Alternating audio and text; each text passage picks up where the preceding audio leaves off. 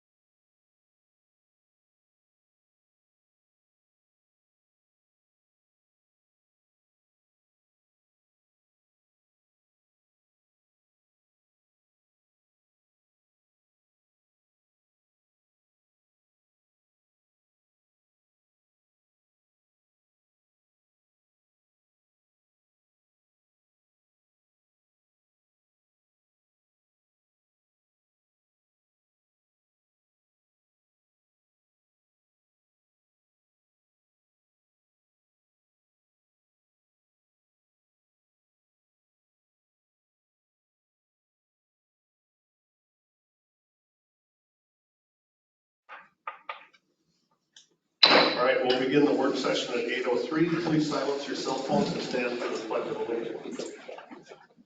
I pledge allegiance to the flag of the United States of America and to the republic for which it stands, one nation, under God, indivisible, with liberty and justice for all. Michael, do you have any opening remarks?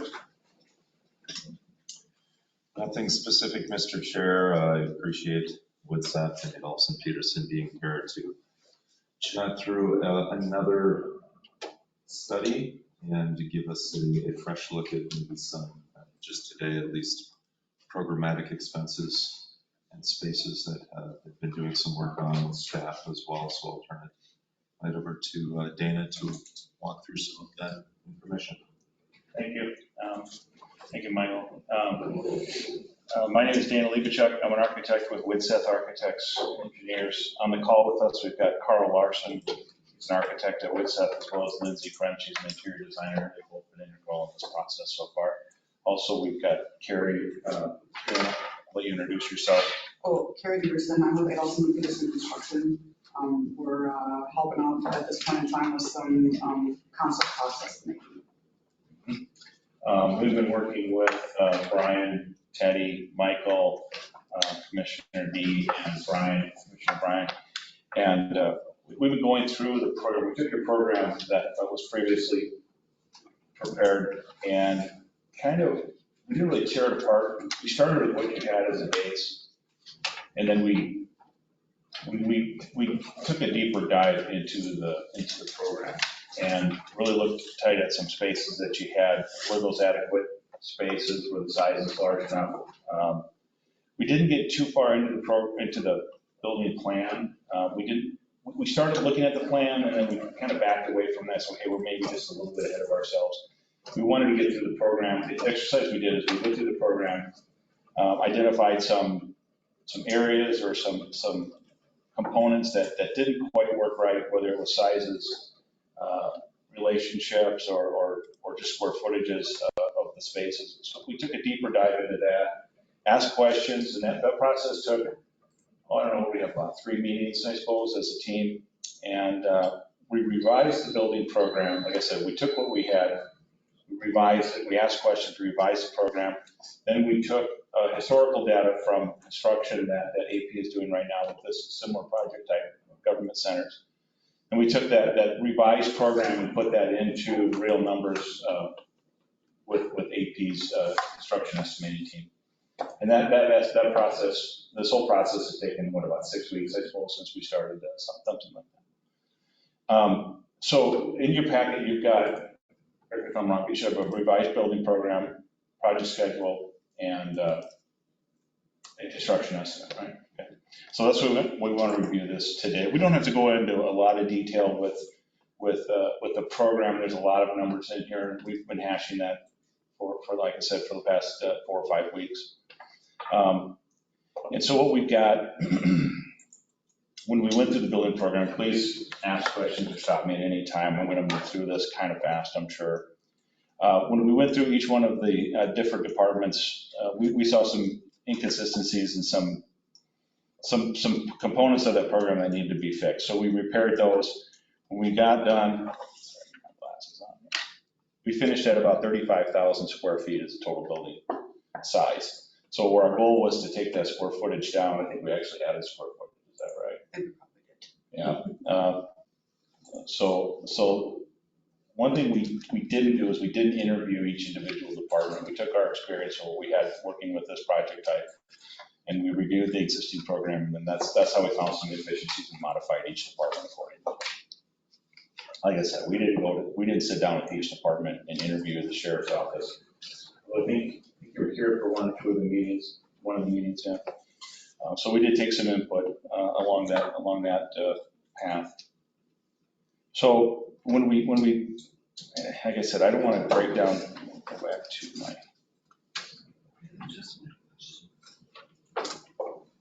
Sorry, go ahead. Just one quick question. Yes.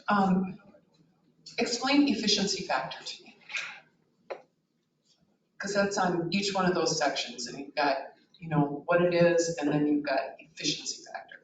Mm-hmm. Right, so the efficiency factor, so there's kind of a base square footage, and net square footage, and then gross square footage is kind of how we break these things out in order to reflect what the building is actually going to need once it's laid out and designed. So your net square footage is the size of the room. So it might be a 10 by 10 room, which is gonna give you a net square footage of 100 square feet. That does not factor in the thickness of the walls, any kind of access internal to a department.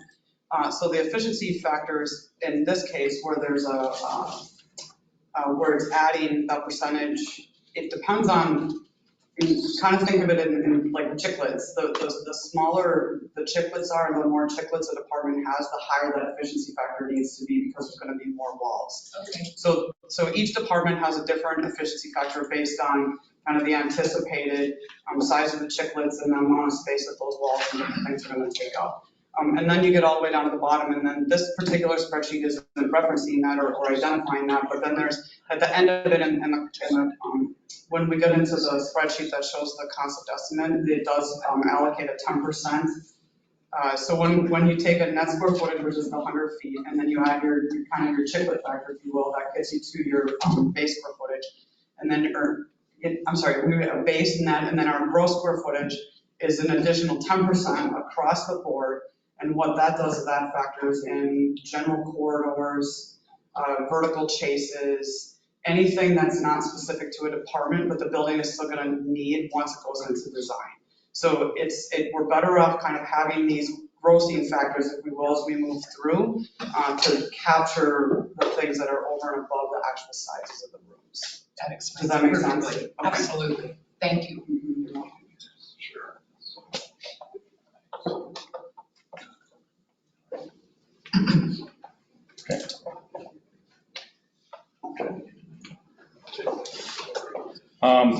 Carrie, do you want to get into each department specifically and some of the reviews that we went through? I don't know if we want to get that in depth. You have the packet in front of you. And We're just opening it up now. you're just opening it now? Okay. So I think why don't we just leave this information here just for reference if you have any questions. Part of that package should include this summary, which is a net square footage per department, is basically what we did. Some of the goals that we started with, or one of the goals that we started with was Michael had asked or requested, and Brian, that we take this from a 3-story building down to a 2-story building. Just looking roughly at the floor plans, the space that we took out for the jail on the lower level can be replaced with some of the 3rd floor spaces. So while we haven't done an in-depth study of the floor plan, there is an opportunity with the site to take this from 3 stories down to 2 stories once that jail component was removed. Now this floor plan here, this program here has that jail component removed for the most part, or reduced. So we went, like I said, we went through each department, we looked at each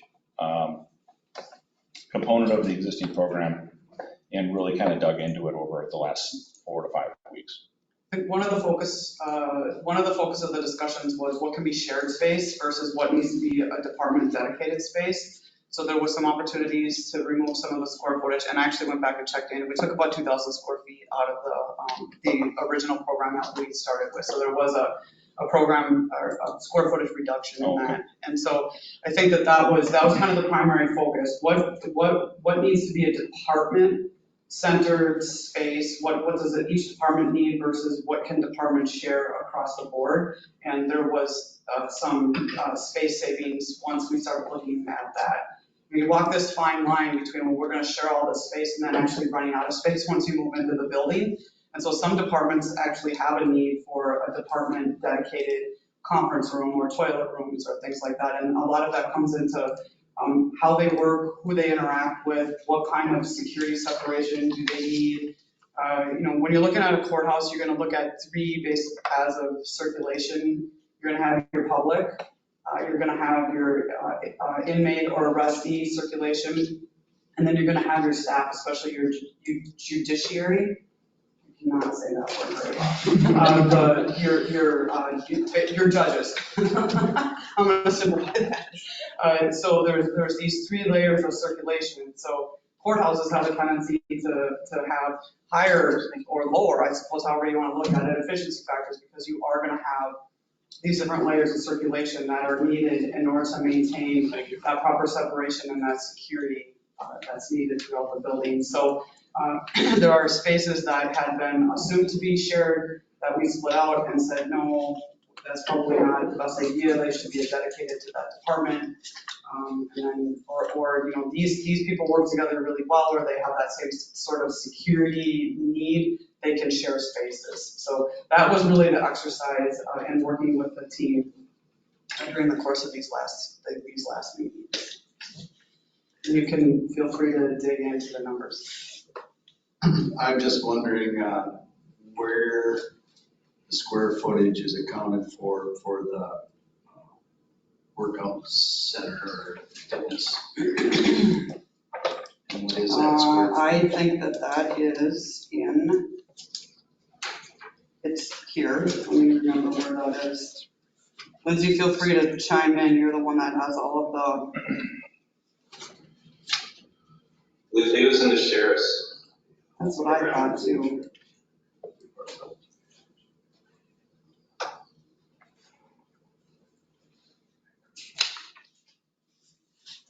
Okay, it is on page 2 of 10 of the big program, the one that has all of the breakdown numbers.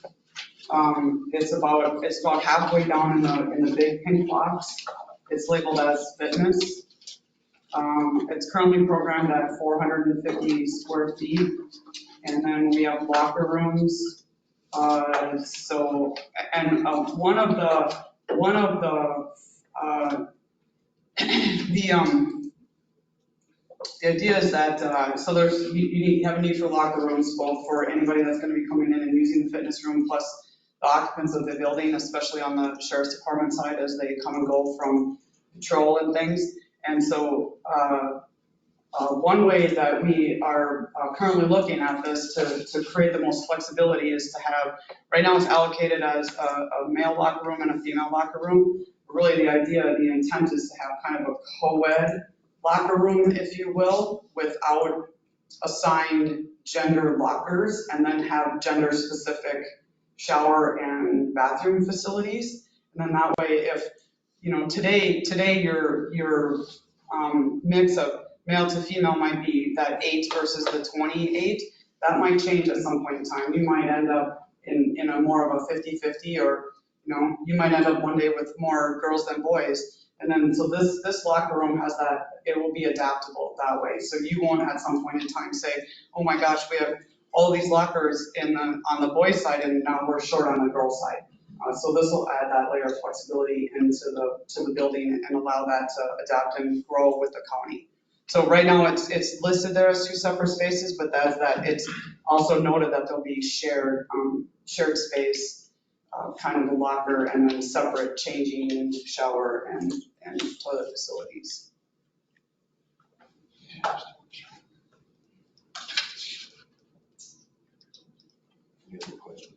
Well, so if, let's say hypothetically that we didn't do the fitness center, we would still need the lockers for the deputies.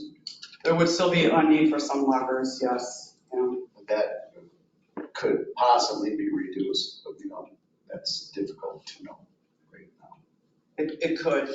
I think it just depends on kind of what the priority is for that fitness area, for the 450 feet. Is it a valuable asset to the county employees?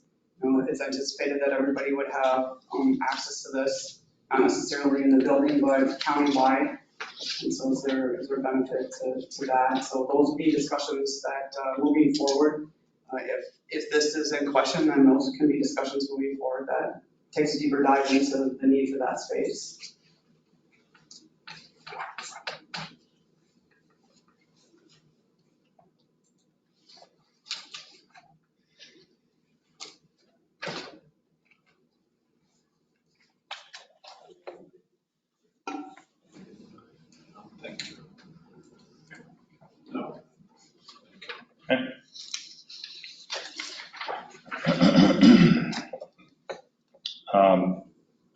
We're gonna move So over to. do we want to maybe just touch on what we included for the jail piece of this, just so that everybody, I think that this was one of the major changes, I think, from the program that was we started with versus kind of where we landed. And I think just kind of a high level overview of where we're at. So with the anticipated arrangement that there will be a jail, Wasika County is going to have a jail after this project. Just based on your average daily population, it just doesn't warrant, it just doesn't make, it's not really feasible to have that. So this idea that you're going to board out, but you still need some kind of function that's here. And so basically that function has been reduced, thoughtfully reduced to serve the needs of the county as kind of as you're bringing people in. There's a small processing area, and then processing. You basically process people in and process people out, and so you're going to bring them here. Take care of that. You know, so we have a vehicle sally port that's accommodated. Can you go down one page, Dana? Then, so vehicle sally port. So that's still here to maintain that safety. And then there's just basically you're processing pieces of that as you're bringing that person in. And then you're basically then just gonna put them right back in the patrol car and take them over to whatever facility that you currently have that holding arrangement with. In addition to the person, it's anticipated at this point in time, and this reflects that all of their property will go with them. So this program does not allocate any space for a property storage room. It's expected that when the person leaves, all their stuff goes with them. And then once they come back, it would be anticipated that they come back for court hearings. So there is some holding cells that are here that can be used for processing as well as for holding them when they're waiting for their court appearance. And we did also include in this program a small court holding area that would be anticipated to be adjacent to the courtrooms so that you can safely take that arrestee up from the booking holding room or the intake area. It's anticipated at this point in time that the courtrooms would be on the second floor. Again, too early to see how that actually pans out, but up to or adjacent to the court area, and then they can be in a secured environment. It would be anticipated they would have access to professional visits from that area before they go into court. That's allocated here in the courts program for the court holding. Then they would make their court appearance and then reverse the process and go back to wherever it is that was holding them. So hopefully this program captures everything that you guys are going to need on that backside, but from this arrangement of not holding anybody for long term in the county.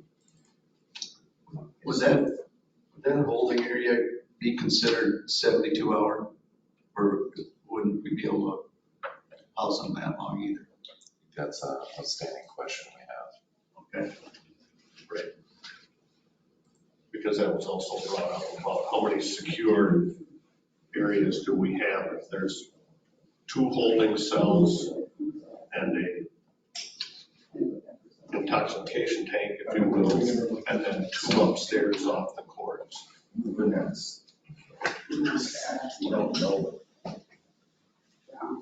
I don't think that this program honestly takes that into account as a 72-hour hold. I think that I personally am not real familiar with what the requirements are for a 72-hour hold facility, but I think we can safely assume that you would need some sort of food service, medical, staffing to be there, and that kind of a 24-hour deal. And I don't think that that's currently the plan to be doing, to do that kind of a thing. So this is more of really just, it's almost not even like, it's really almost not even intake. It would be really more considered like a processing.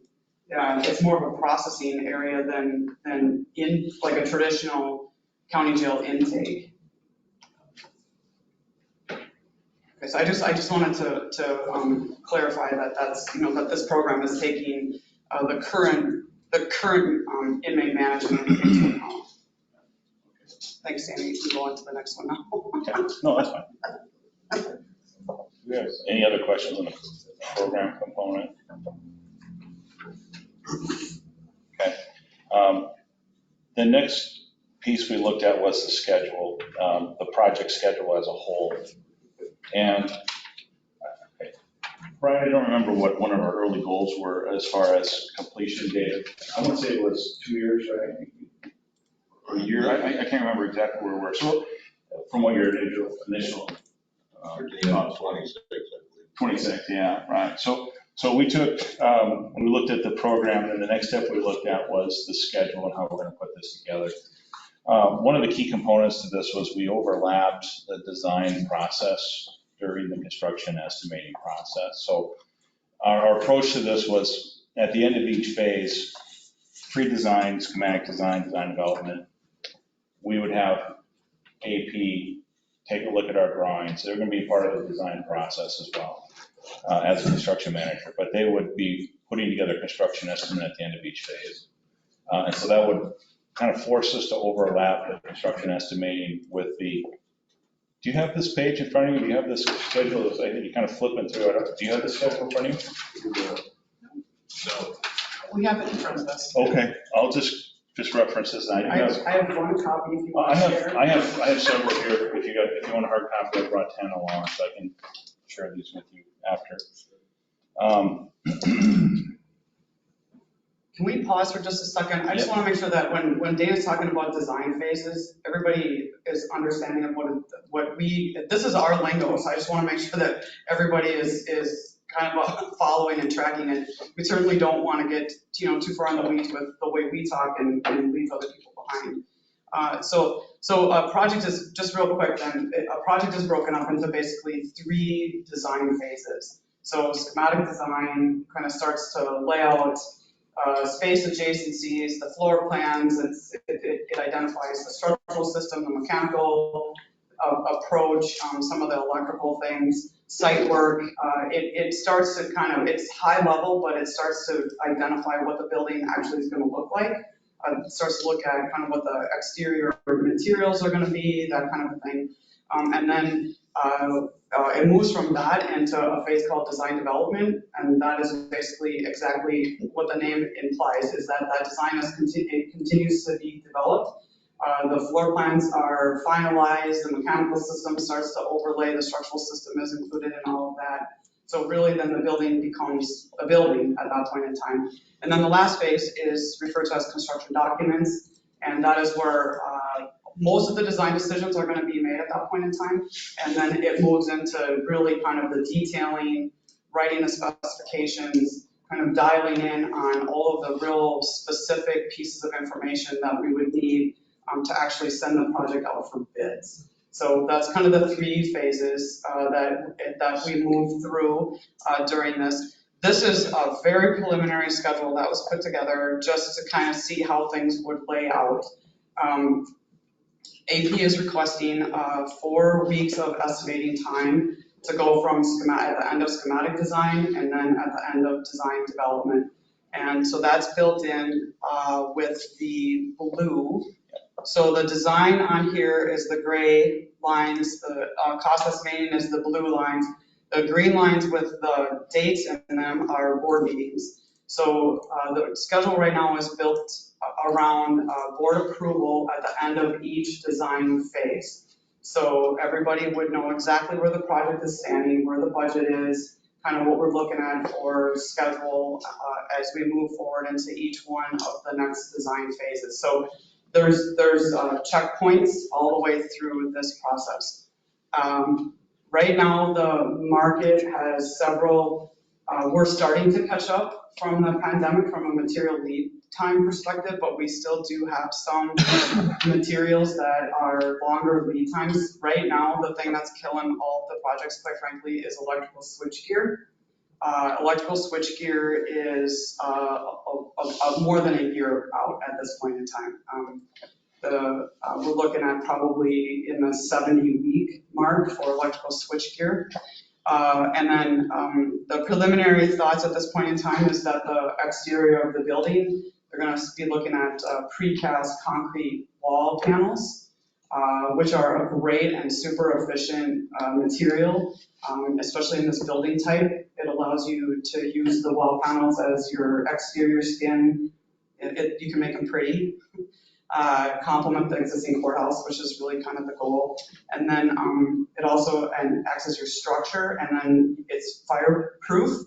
It's concrete, so it's not gonna burn, so you get that, and then you also get your insulation in that. So it's a great, efficient product type. It does, however, come with a 5 to 6 month lead time, which is down.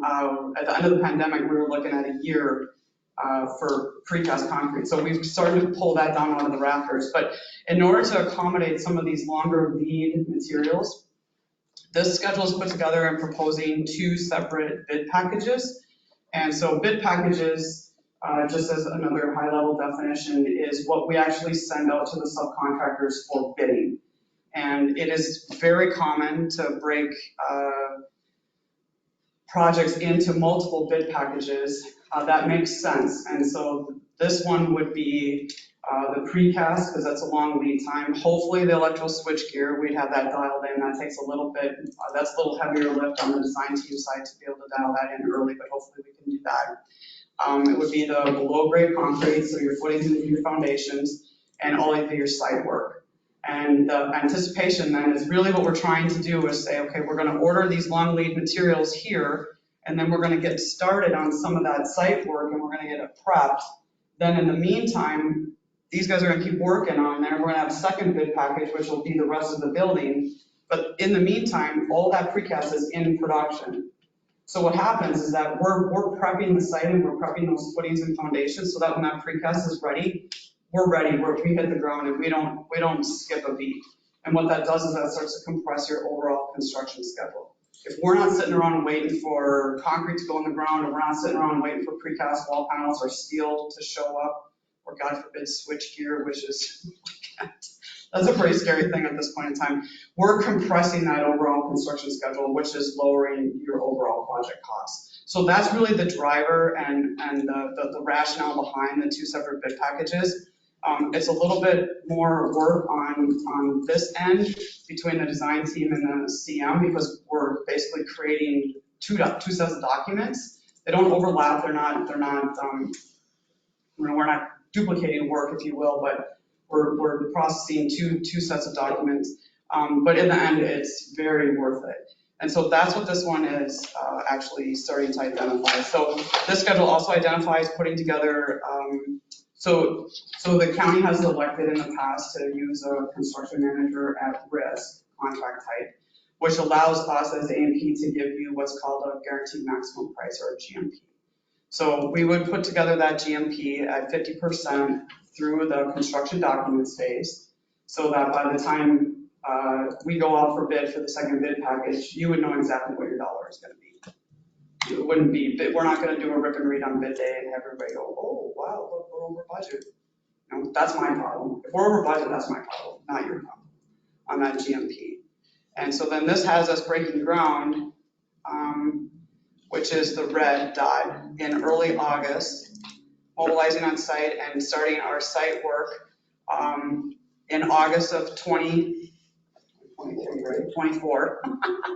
And then we would just keep right on rolling. And so we would anticipate this project to be about 18 months worth of construction. So we would be ready to break ground if this schedule, which of course, this is without any outside influences or any other factors.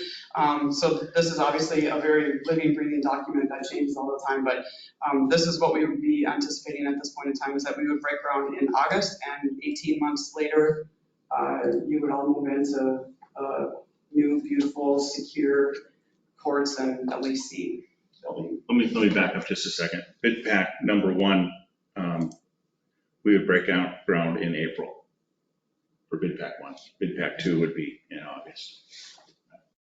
We would bid pack 1. So the way that we've got it set up is that bidding for bid pack 1, right now we've got that in June of next year. So we're producing bid package number 1 in April and May. We're bidding it in June, which then allows us, that gives us the time to write contracts to the subcontractors, which can take a little bit of time. We want to make sure that we're getting subcontractors that are financially stable, that they're safe, that they've got the capacity and the knowledge to actually complete this project. courts and LECs and anything that's corrections related, they're very specific projects. So it's of the utmost importance that we're looking for subcontractors that have that skill, so that at the end of the day, you're getting the very best project, that they understand what it is that they're putting in place. So we take about a month or so to write those contracts. So that's all factored in to that start date of mobilizing in August. Yeah, okay. So again, subject to change, but this is our preliminary thoughts at this point in time for the overall project schedule.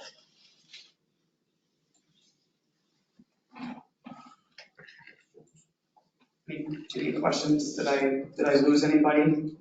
No. I'm trying really hard not to use any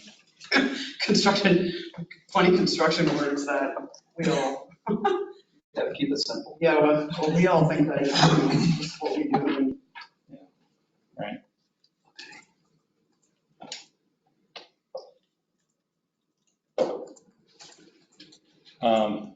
If we take a tighter look at that schedule over the next 4 months, November, December, January, and February, like Carrie said, we line these meetings up with your commissioner meetings.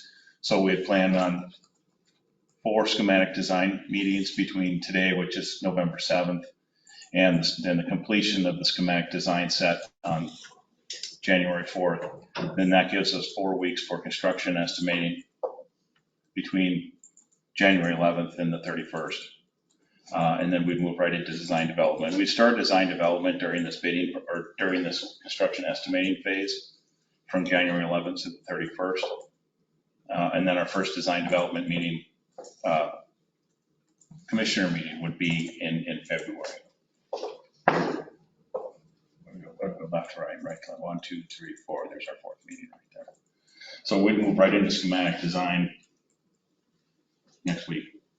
On the 16th would be our first schematic design meeting. And like Carrie was mentioning, schematic design into design development. Once we move into design development, then we start to identify some more in-depth details as far as our wall assemblies. We start looking at acoustics, audio-visual systems. And by the time we get into construction documents, we've got almost everything fleshed out. The purpose of the construction documents is just to get enough information on the plans for Carrie and her team to complete the bidding process. And obviously those are buildable documents then. But through the schematic design development, we keep ramping up the level of design within those documents. So at the end of each phase, like you said, we take 4 weeks for construction estimating. And we don't want to move ahead into the next phase until we finish that construction estimate and we presented that to you as a board. But we're going to be kind of overlapping each phase. If we get into design development or finish schematic design estimate, and then we're over budget, we need to back up at that time. Our team needs to back up. We need to look at materials, building scope, but we need to identify budget, construction budget, and we'll talk about that here in a second, and identify what that budget is for you to accept. And then at the end of each phase, we go through the estimating process. If we're over budget, then we just back up. If we're on budget, then we keep moving forward. This has been a successful process. We've used this on other counties, Cottonwood, LeSueur County just recently, where we complete the construction, we complete the design in each phase, we go through the bidding process or estimating process, and then we just keep moving forward with each phase. It's very similar to what we want to do here. We just finished that down in Cottonwood for a new maintenance facility, and then the courthouse renovation up in LeSueur. Budget. Everybody wants to know, but nobody wants to hear, right? So at this stage of the game, these are historical cost figures. There really isn't anything to quantify. There is no floor plan, there is no material selection. So this is based on historical cost data that we have compiled. We currently have several of these project types going around the state of Minnesota, so we have pretty accurate and current information as to what this is actually costing other counties at this point in time. And then it is cost escalated to the midpoint of construction, which is typical of what we'd like to do. This spreadsheet is construction cost. So you will hear a couple of terms. You will hear construction cost, you will hear soft cost, and you will hear project cost. So if you take construction cost and soft cost and add it to soft cost, you get the project cost. The difference between a construction cost and a soft cost is if you can tip the building upside down and shake it, if something falls out of it, that's a soft cost. Your soft costs also are going to include the design fees, any site survey, special inspections. The state of Minnesota requires as part of their building code, you as an owner hire an independent special inspections company. They inspect concrete strength, welds on the steel, fire stopping, fire caulking inside the building at any rated wall. So there's a whole variety of things that that particular firm would do to make sure that we're building it to plans and specs and building code requirements. So there's professional services, and then anything that falls out of the building is basically what is considered a soft cost at this point. So these dollar figures here are specific to construction costs. So it's anything that's left behind when A&P's trailer pulls off the job site. It also includes anything that is needed to support the construction of the building. So construction trailers, toilets, dumpsters, that, those snow removal, temp heat. So anything that is required to support the construction actually is in the construction cost value of this. So this breakdown, and it aligns with your square foot summary sheet. And hopefully we transferred everything correctly. And then those are the square footages. And then we had talked about earlier that 10% building factor. So we have that as a separate column, just so that you can see where we're grossing that up across the building. And then each type of space comes with a different construction cost. So you're not going to spend as much money building a mechanical room, sans the equipment, as you are a courtroom. You're not going to spend as much money building an office space with a bunch of cubicles in it that you will, say, building. The courtrooms are going to be the most expensive piece of this per square foot, as is booking. And so you're seeing that reflected in this as a cost, or as a space type, if you will. And so those are historical numbers that we've used. There's some lump sums down on the bottom that we are at this point in time, quite honestly, using as placeholders, just because, again, we have no way to quantify, and there's some design decisions that still have yet to be made. So rather than ignore them and say, oh, well, we're confident that, you're not going to need a generator, well, we're not foolish enough to say we're not confident about anything at this stage of the game. So we have a line item for the demolition of the existing LAC and jail building. We have a line item for the site work and new parking lot construction. And then we also have an allowance in there for the generator. At our last meeting, we had quite a bit of discussion about the generator, and there's a lot of unknowns about that generator. What size is it? Can it be reused? Do we want to reuse it?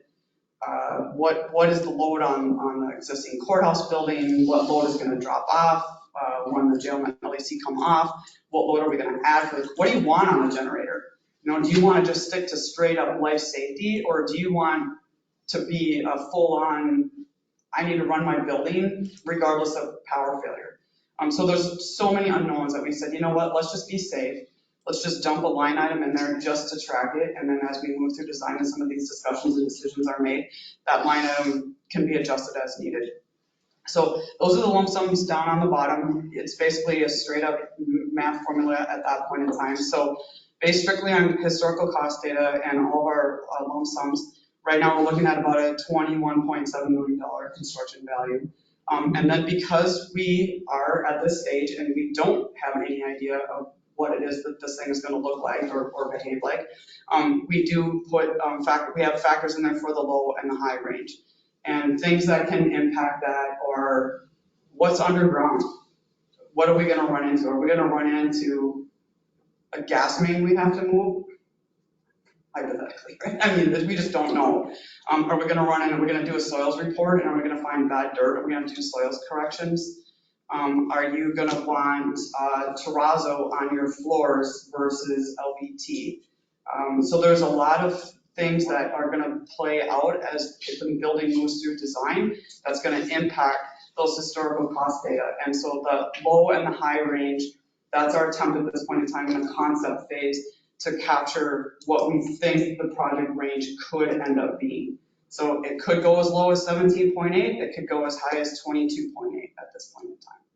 And then historically, and again, you have all kinds of control over this as you move through, historically, what we like to advise owners is at this stage of the game, 20% of the construction cost, set aside that for your soft cost.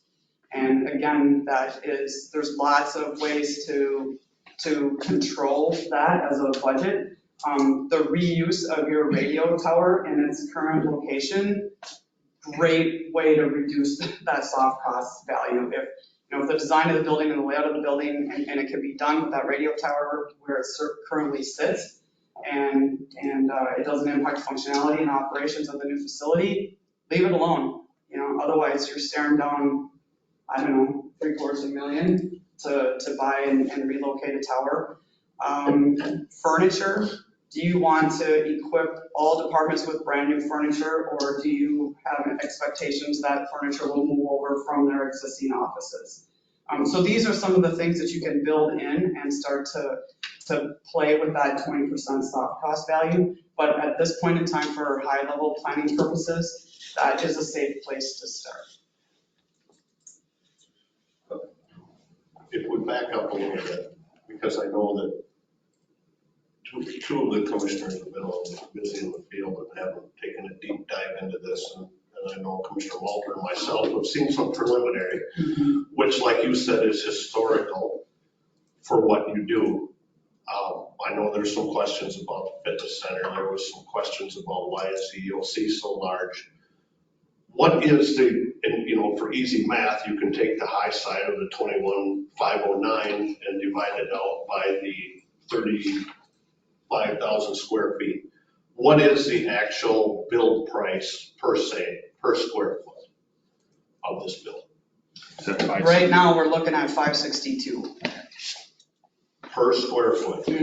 That's your blended. That's what I would refer to, or that's what we on this side of the right. chasm. We refer to that as a blended square. Right? That's a blended rate. So it's an average. So you're capturing the low dollar spaces, the unfinished spaces, and your higher level finished spaces. So if you take out, say that you deleted the fitness center, if that has some angst, you take that number, which was what, 450? Correct. Yep. Times the 562, relatively speaking, that's your number. Right. Well, 450 times the 10%. Times 10%. Well, actually, 450 times whatever the net factor was for that size of the chiclets, and then your 10%. And then you take that, and then so that's going to get your overall square footage that's allocated for your 450. So it's 450 plus times your 562, and that's going to be the value of that room. Okay. And preliminary, that's where we're at. You're exactly right. Still. No, you are exactly 100% correct. And we had the conversation about construction management or general contractor, and I just sent that to the other two commissioners also because they hadn't seen that. That is one where any changes are done just like 3 minutes. Give the spiel. Okay, there's basically 3 different construction contract types that you can go with. General contractor is you lose the ability to do bid packages, so everything gets bid out at the same time, so your overall construction duration and your project duration is going to be longer. And it's, we'll just call it a rip and read. You get to bid day, you all sit around, you've got these envelopes of dollar values, and anybody, it's an open, because you're a government entity, it's an open bid, you advertise, and you get who you get, you don't have a fit, you open the envelopes, you're required to take the low number. As a government entity, you're required to take that low number. You are going to own that general contractor for the duration of the project, whether they're qualified to do this building type or not. You own them, and hopefully they know what they're doing and they can give you a good product. I mean, there's a lot of good GCs out there. I just, it's just like there's risk involved with that, right? Well, it's construction, there's risk, it's inherent risk. Then there's two different types of construction management. There's agency and there's at risk. The primary difference is that in agency CM type, you as the owner still hold those contracts. So you would hire, say, A&P as your agent, as your construction manager. We're still involved in the design process. We still have the ability to do the different bid packages.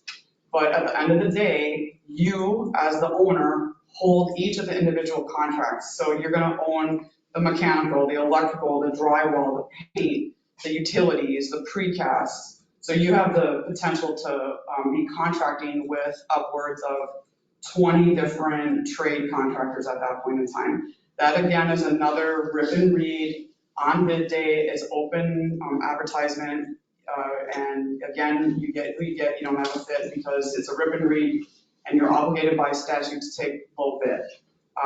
With that process, there is a lot more control. There are work scopes that are written that people will bid, so they're not guessing, and they're not. And the change order rate drops significantly from a general contractor to the CM agent process, just because we take control of the bidding process, but it is still a public bid, if you will. Construction manager at risk, we as A&P, as a construction manager at risk, would have a contract with you, the owner. That's it, that's all you have. You have a contract. We in turn hold all the contracts to the subcontractors. And because we're not a public agency, we are not required to take the low bid. We go out and look for the most qualified. We'll still send it out for bids, but it won't be a public bid. It's going to be an invitation to bid. So we did this on the community services building. We target the subs that are in the area. We love to work with all the locals. They know you, you know them. It's their taxpayer dollars. And that's the way that it should be. It should go to the locals. And I think on the community services building, I can't remember what percentage of the contracts came from a certain mile radius, but it was a lot. It was a lot. And so it's a very targeted bidding process, but it's not open to everybody. We want to make sure that you're getting financially stable subs, qualified subs, safe subs, all of that. So on bid day, it's not open to the public. You're all invited, but it is not a public bid, and so we open those. We love to take low bids if they're qualified and they're safe and they're financially viable. But if we do end up with a low that's coming in rogue, we're not obligated to take them. We have the flexibility to find the most qualified and then contract with them. Under both construction management contract types, all savings comes back to the county. So all savings from contingencies, general conditions, that money comes back to the county. Under a general contractor scenario, it does not. So if the general contractor can save money along the way, they'll do that, and then they pocket that at the end of the project. Whereas on the construction manager side, whatever is unspent comes back to the county. And I think on the community services building, we returned something like $170,000, I think, to the county. Yeah. Yeah. So. And then again, if there's any change orders or anything like that during the process, that also gets discussed. Me here, something else. So yeah. Just, right. Good point. Yeah. Good point. The construction management process, either agent or at risk, is very transparent. So, open book, you're going to know exactly, well, on the agency side, whoever is your designated person for the county actually has to sign all the change orders, because everything has to come through that. As a construction manager at risk, I would disclose, okay, hey, building committee, we had a miss of $5,000, I'm going to pay the mechanic back $5,000. And you'd be like, yep, okay, that makes sense. And it goes on the log, right? So everybody knows that's what's happening. So it's very transparent, you know exactly what's happening. But under the at-risk scenario, I handle all the change orders and you'll know about them, but you don't have to deal with them. I'm sorry, I took Yeah, longer than thank 2 you. I'm minutes. sorry to derail that. No, it's fine. No, it's fine. You can ask that question prior to. It is some new information. Another thing I want to add is the range that we have here between 17 and 22 million on this size of a project, that's a 20% spread at this point in the game at pre-design. At the completion of schematic design, that 20% will be narrowed down to 10% probably. And then at the end of design development, the next design phase, that will go from 10% to. Actually, we probably will abandon the lows and highs as we move through. Yeah. What'll end up happening is that as we get things that, we get information on paper that we can start to quantify, there'll be assumptions. So basically, in schematic design, we're making this many assumptions, and as we get to design development, we're making this many assumptions, and we get to contract documents, and we're making this many assumptions. As we move through this assumptions reduction process, that sounds terrible. So we carry a design contingency. And as we get through that, as we start to have this information dialed in, that contingency value drops. Because of that, it's like, well, we don't have to make all of these assumptions anymore. Now we have information, so we don't need that buffer and that design contingency. So as we move through the project and the process meeting phases, that design contingency percentage drops. So we advise that from the time, if you choose to stick with the CMAT risk process and the GMP, we still advise that there's a small design contingency that's carried until we actually bid the last of the project, because there's still things that are changing. There are still things that are going to be developed. They may have the final mechanical engineering coordination meeting, and all of a sudden they say, oh my gosh, we have to slam this duct through this wall, and now we need to build a chase. Well, yeah, the project needs it, but the GMP didn't capture that. And so the design contingency, which is now little, which goes from, let's just say 20%, right, to say maybe 1 or 2% when we bid it after GMP, that captures whatever is changed in the documents with that last 50% of contract document development. Does that make sense? Okay. But again, all the costs are known. You guys know it going in. You know exactly what the GMP is. You know exactly. And CMAT risk is the only delivery method that can get you a GMP. But you'll know exactly what that is. You'll know exactly what your design contingency is. It's still recommended that you carry an owner contingency to cover wish list items, potential, errors and omissions on the drawings. Historically, the construction contingency, which is what A&P would have in the budget to dole out, we historically will cover wish list items at the end of the project, honestly, and any error and omissions in the drawings. We can typically cover that out of the construction contingency, because we work really close with the design team as we get these things ready for bidding to quality check the documents. So it makes a really big difference. So my current project is just shy of $67 million. We're 14 months into construction, and we've not even hit 90 requests for information on that project. And we've only had 12 change documents on that project because of that QA process that we did in the documents. As in comparison to another team in our office that's working on a hard bid project, it's $100 million. They're 6 weeks into construction and they've had 350 RFIs. So it makes a huge difference if you can be a part of that team and working with those documents all the way through.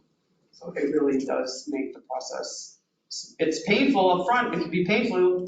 You might get to the point where you have to make some pretty tough decisions, but let's get the pain out of the way. Let's rip the Band-Aid off, and then after that, it's smooth sailing. Any questions? Well, the only thing we talked about this fitness center, and I kind of questioned it. And I guess the reason I question it, and it's up to the building committee to hash that out or whatnot. But for one thing, how much will it be used? Activity in it. And we also have fitness centers in town that maybe our county could be working with as far as memberships to those versus having our own. That's what I'm trying to weigh out, if we should be supporting the ones that are already here versus building our own. It's not that I'm against fitness, but I'm just questioning that part.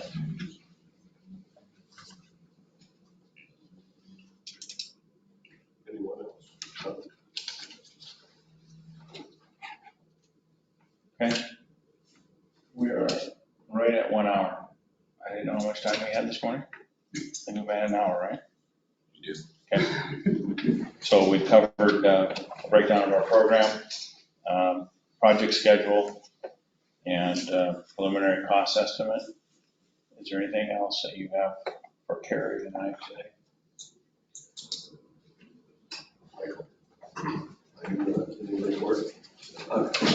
One question, I guess, Michael, as far as this potential soft costs, some of these have already kind of been vetted through, correct?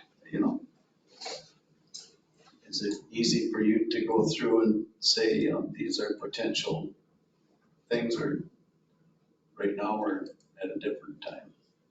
I don't know if it's easy, but it's certainly something we could attempt to do. Think of items such as dispatch equipment and things of that nature. Some things will be moved into a new space. It can move forward with a new space. It won't be completely starting over, whether it be office machines and furniture. We have a lot of over the last 2 to 3 years, we've been incrementally updating a lot of the office spaces with furnishings. So some of that will go with. So we could make an effort, yes, to say which ones can we either fully cross off, or can we try to associate some dollar amounts with those line items pertinent to the overall project. We can make an effort there. Next up, oh, I'm sorry, go ahead. The EOC space, is that the same size? I don't know who to direct the question to, but maybe somebody will answer. But is it the same size space that we have now, or is it bigger? Or do we need that much EOC space? I believe, I'm not 100% certain of this, that's the 2,000 square feet that you're referencing. That was a part of the original program. 26.7. Yeah, so that's 2,000 square feet for one large room, and then there's some storage. It's also intended to double as kind of a use of force. So there's some mats, mat storage closets in there for the law enforcement guys to be able to use that for use of force training. That's allocated in there, radio room and the restroom. So yeah, I believe that is the same size as what you have now. So that'll be more of a multi-purpose or It'll be very multi-purpose. It's also coupling as the training room that's at the lower level of the law enforcement center right now. So you have that door that goes into the EOC proper, but you have the space outside. That is what the new proposed spaces cancel in both sides of the current equation. Okay. What's used as the training room, what's used as that larger-ish meeting space, meeting table, and the actual EOC.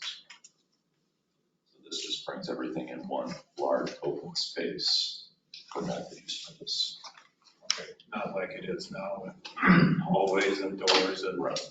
Yeah, so it is, if it is an increase, it would be a very minimal increase to what is currently there when you look at essentially the full lower level of the law enforcement center. And actually, in the notes, Lindsay has a comment in here that can be separated into 2 50-person rooms. So we can put easily, for minimal dollars really, for the flexibility you're going to get, put a room divider down there and split it into 2 rooms. So then you've got all kinds of flexibility with that. So in an emergency, that room could be used by emergency management, of course, and the sheriff, whoever needs to be down there. That's his primary function. Yep. So if the sheriff's department needs, if they've got an event that requires activation of the BOC, whatever's happening in there, you're out. Would that be used by CERT too? That's where they would have their meetings and stuff. Currently. Okay.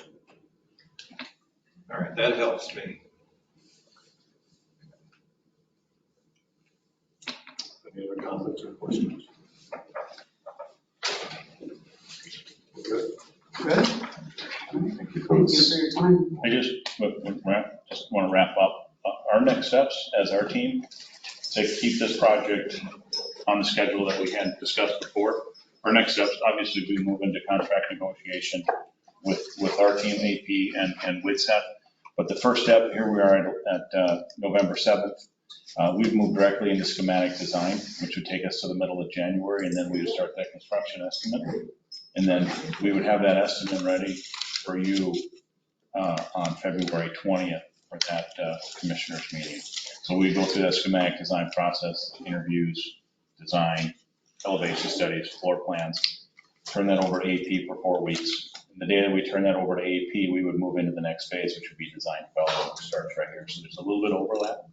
But that next step for us would be to move right into schematic design, construction estimating, and then do a presentation to this board.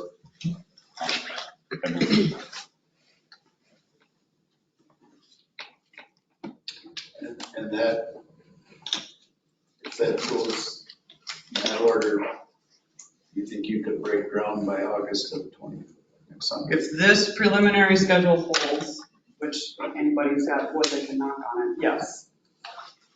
And this actually, if we can pull this off and get this to work, it's actually the timing for construction is fantastic. Because we'll have autumn to do all the site work and get all the low grade concrete done. And then the minute it freezes, you'll get concrete panels if it goes precast.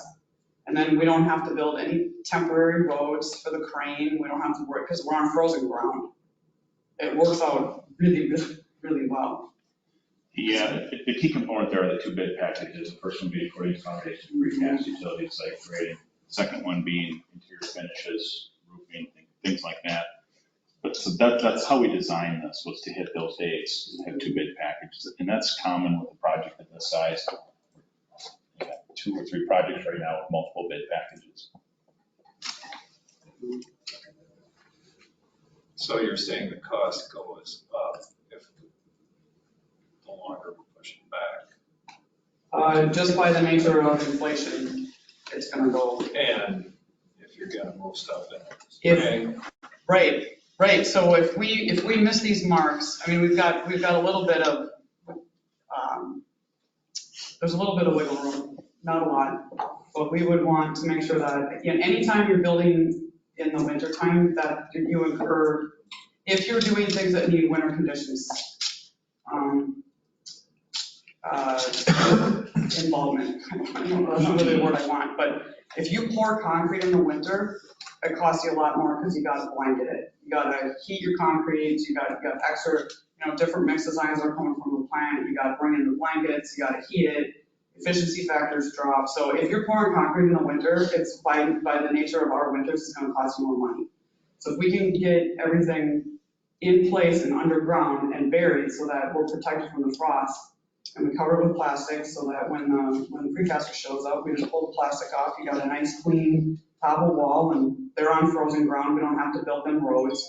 Cranes, again, by their nature, need some pretty solid surfaces, they're just the weight of them, so if we're not on frozen ground, then yes, we'd be building them temporary roads and building that up in order to accommodate the weight of the crane. So this schedule, the way that this lays out, this is actually pretty ideal from a construction sequencing perspective.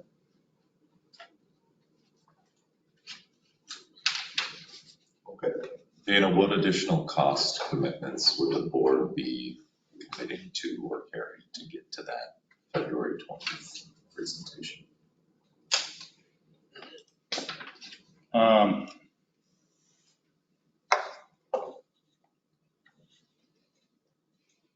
I don't have it on the spreadsheet here.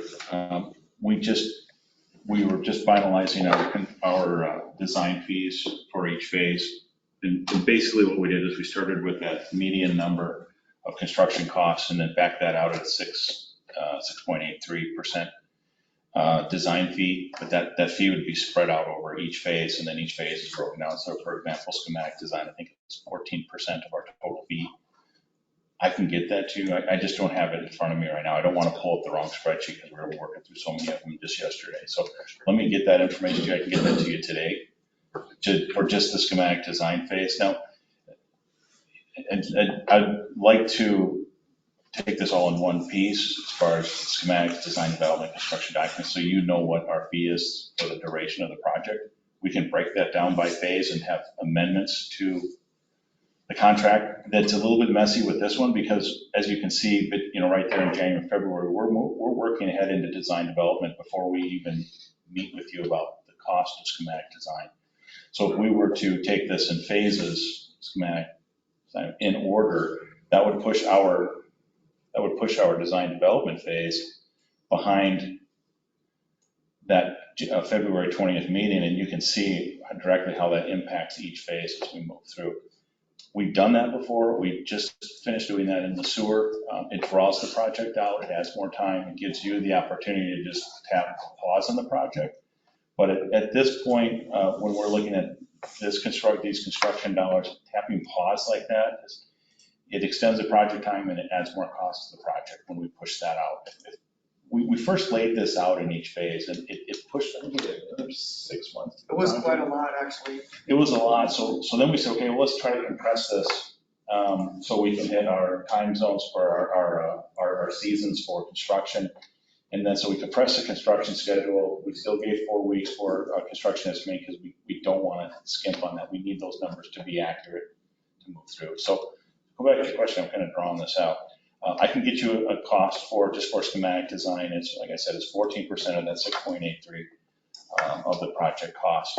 And then if that project cost balloons to 30 million or balloons to 15 million, our fee will adjust accordingly as we go through those next phases. But we really want to dial this in, get this to within that 20% contingency, and then just close the gap on that so we can keep that throughout. But let me get you that number of that schematic design. I can get that for you. Thank you. Anything else? Are these 2-story numbers or 3-story numbers? Yes. Confused. They're just square footage numbers at this point in time. There is no factor in there for however many stories it is. Whether you go 2 stories or 3 stories, you're gonna need an elevator. And you're gonna need a roof. And, Elevator will you go know, to the top. yeah, right. So at this point in time, that's a level of detail that has not been built into the historical numbers. But is there, historically, I mean, are you better off to spread your footprint out versus stacking? Because you gotta make better footings to go higher, right? You do. I think what you need to really look at, honestly, is how the building is gonna operate and function.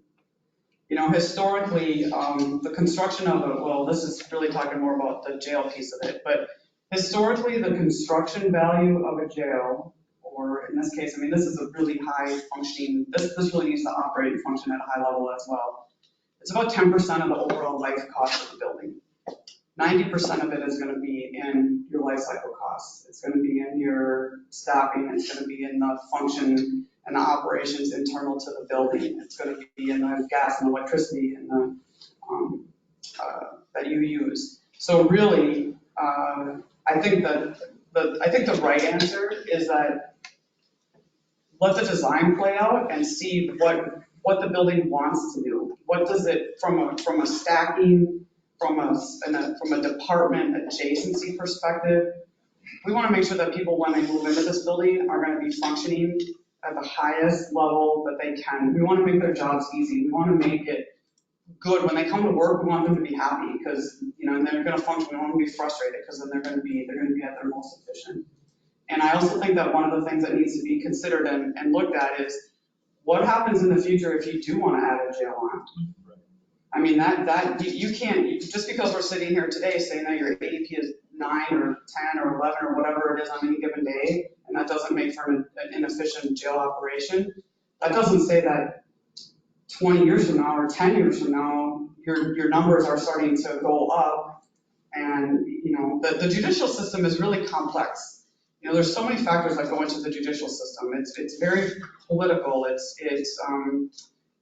the judges and the climate. And there's so many things that go into it. You can't predict the future. There's so many jails around the state right now that were designed and built in the early 2000s under one management model of maximizing your staff to inmate ratios.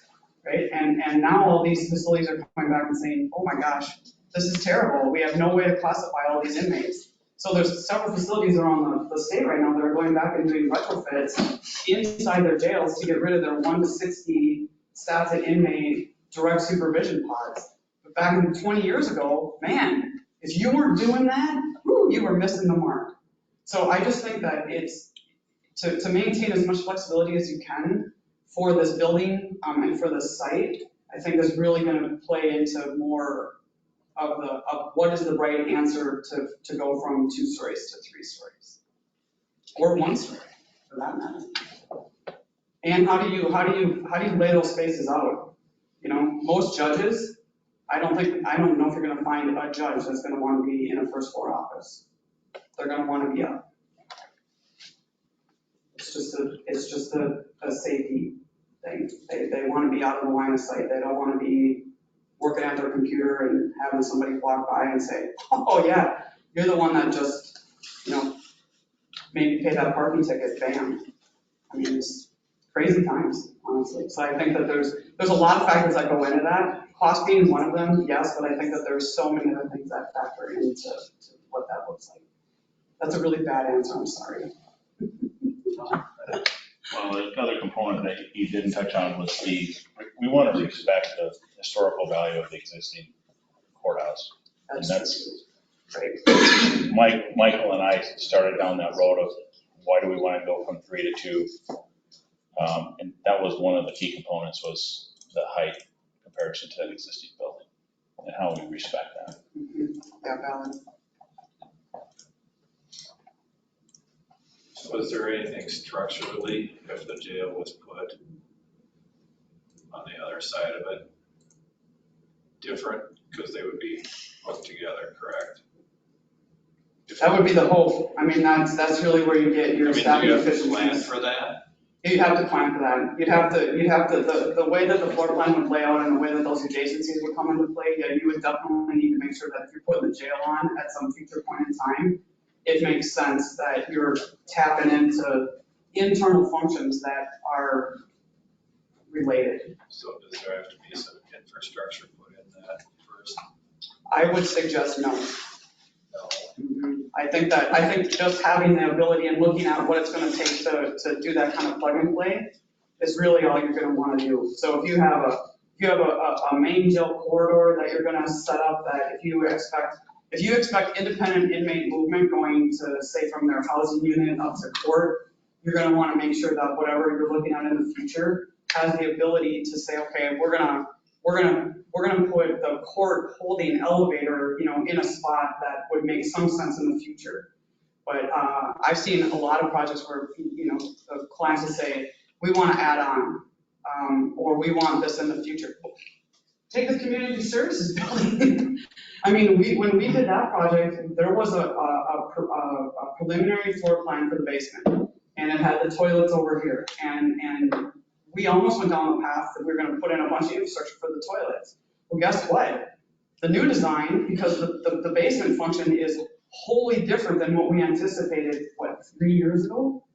I mean, it's already in that short amount of time, the function of that basement space has changed 180 degrees. And so now all of a sudden the toilet rooms went from over here to over here.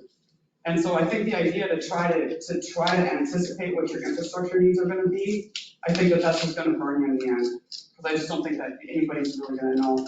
I think setting up the adjacencies in the space inside to receive a jail expansion in the future is important, but not from a built perspective. So we just keep that in mind. Right, as the project lays out, as the internal workings of that lays out. Because contracting is contracting, and it's only good for the people that set it up, and then when people change, That's right, it usually goes south. it can. Yeah, and we certainly don't want Osceola County to be run with criminals, but you just never know. You never know when you're gonna hit that, you never know when you're gonna hit that tipping point where suddenly it becomes more cost effective to build and operate a jail than it is to board out. You just don't, there's, like I said, there's a lot of art that goes into that.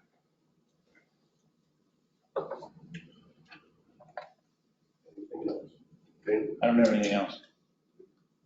I'm good. Well, thank you for coming this morning. Thanks for your time today. Appreciate that. Thank you. We're adjourned at 9:19.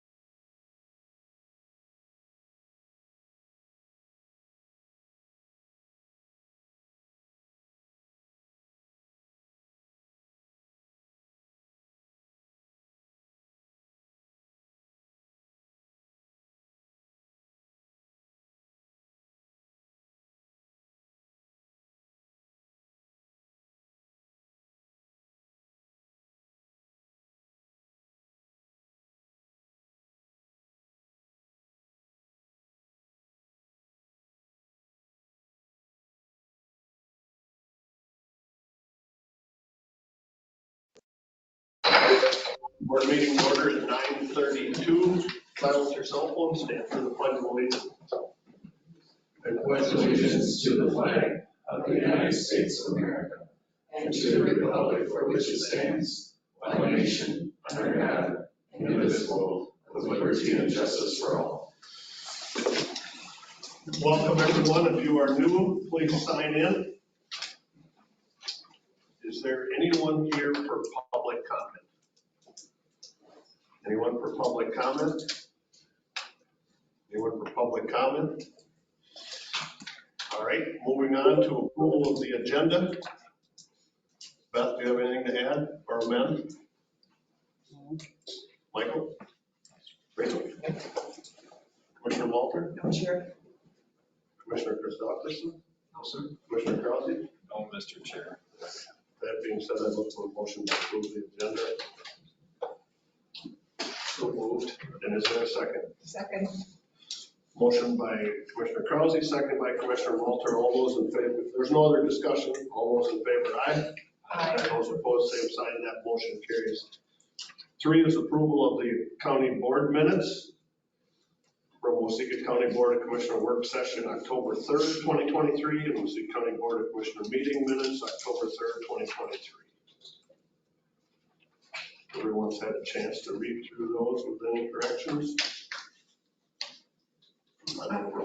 I would move them as a slate, Chair. And is there a second? There is. Motion by Commissioner Walter, second by Commissioner Krause. Any other discussion? All those in favor, aye. Aye. Those opposed, same sign. Motion carries. 4 is the consent agenda for approval of the bills. Conditional use permit extension for 120th Street Solar. Partial release of exclusive agricultural use zone restrictive covenant, Michael C. Whiter. For a motion to approve.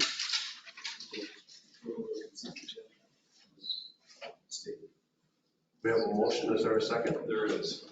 Motion by Commissioner Christopherson, second by Commissioner Krause. Any other discussion? Motion carries. Bill, all those in favor, aye. Those opposed, same sign. Now that motion carries. 5 are action items. A is the presentation to the board. Mr. Bill Eccles from BOC. Good morning, sir. Thank you. Do you have a presentation? I do, yeah. Please. Thanks for time this morning on your agenda. Once again, talk to you about the fiber optic grant application that BevCom's working with, hoping to partner with you guys on for 520 locations in Waseca County going forward. So this is the area, each of the dot represents a location. We'd be bringing dedicated fiber optics to each home and business out there, offering speeds up to a gigabit. I'm not spending a lot of time talking about BevCom, we've done this in the past. If you have questions, please stop me. Project scope is the same as when I was here last time. We're looking at 520 homes. The project's going to cost roughly $6 million. We're looking for the state's board grant program, specifically their low density, which is homes per mile, to cover 4.5 million of it. BevCom will commit $825,000 plus any additional cost overruns, and we're asking Waseca County to commit to $675,000, which will be payable once the construction's done.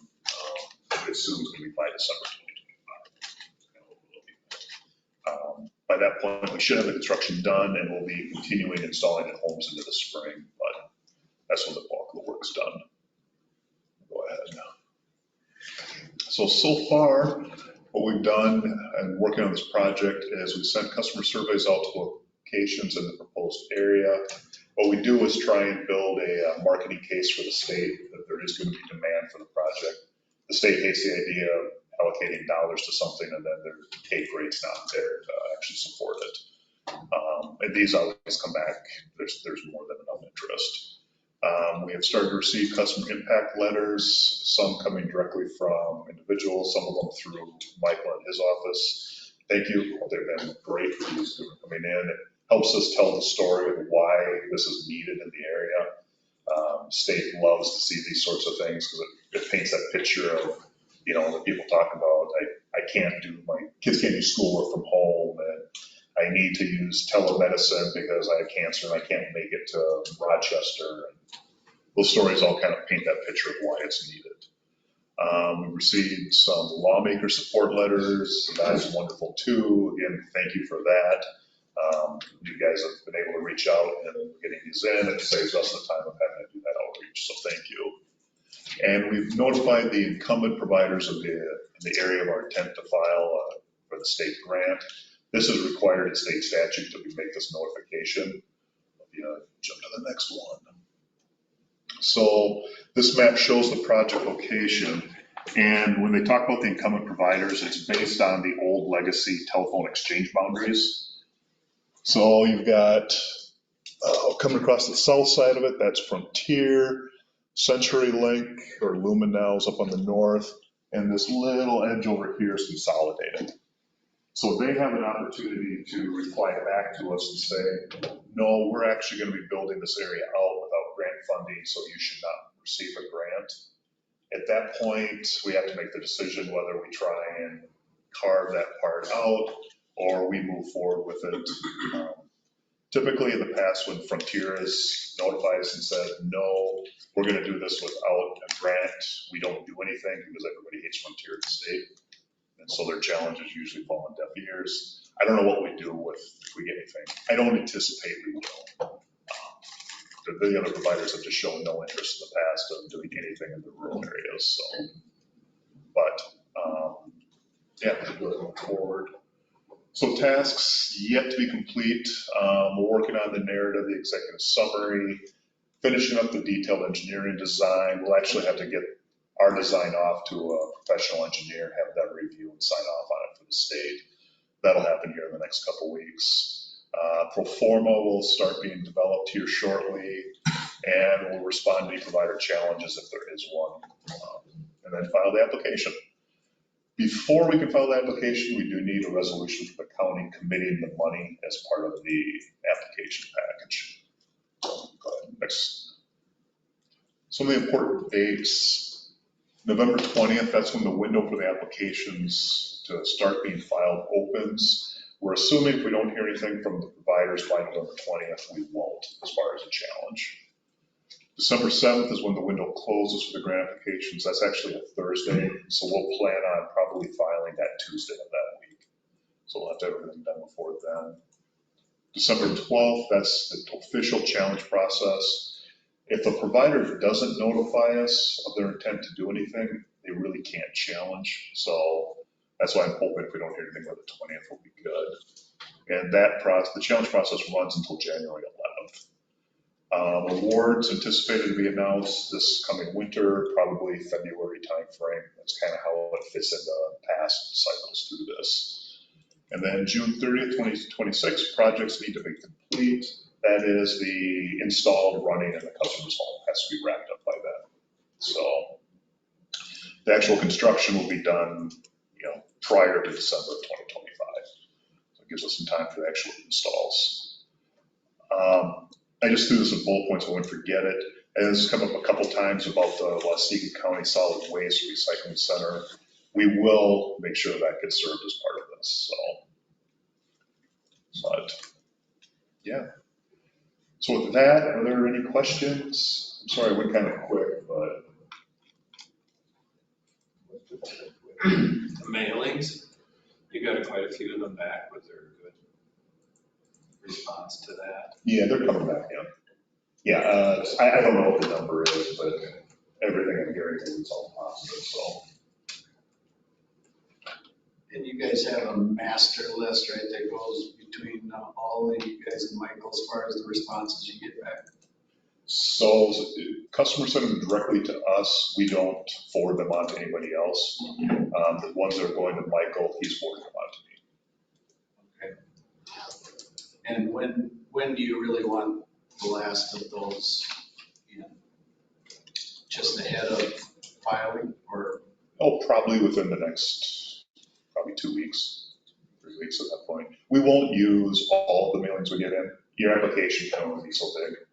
So we'll sort, we'll take the ones that tell the best story. Okay.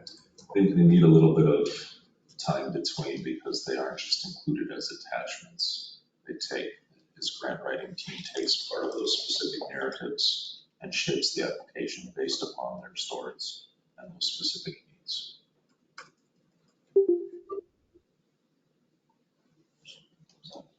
All right, thank you. Any other questions? Good.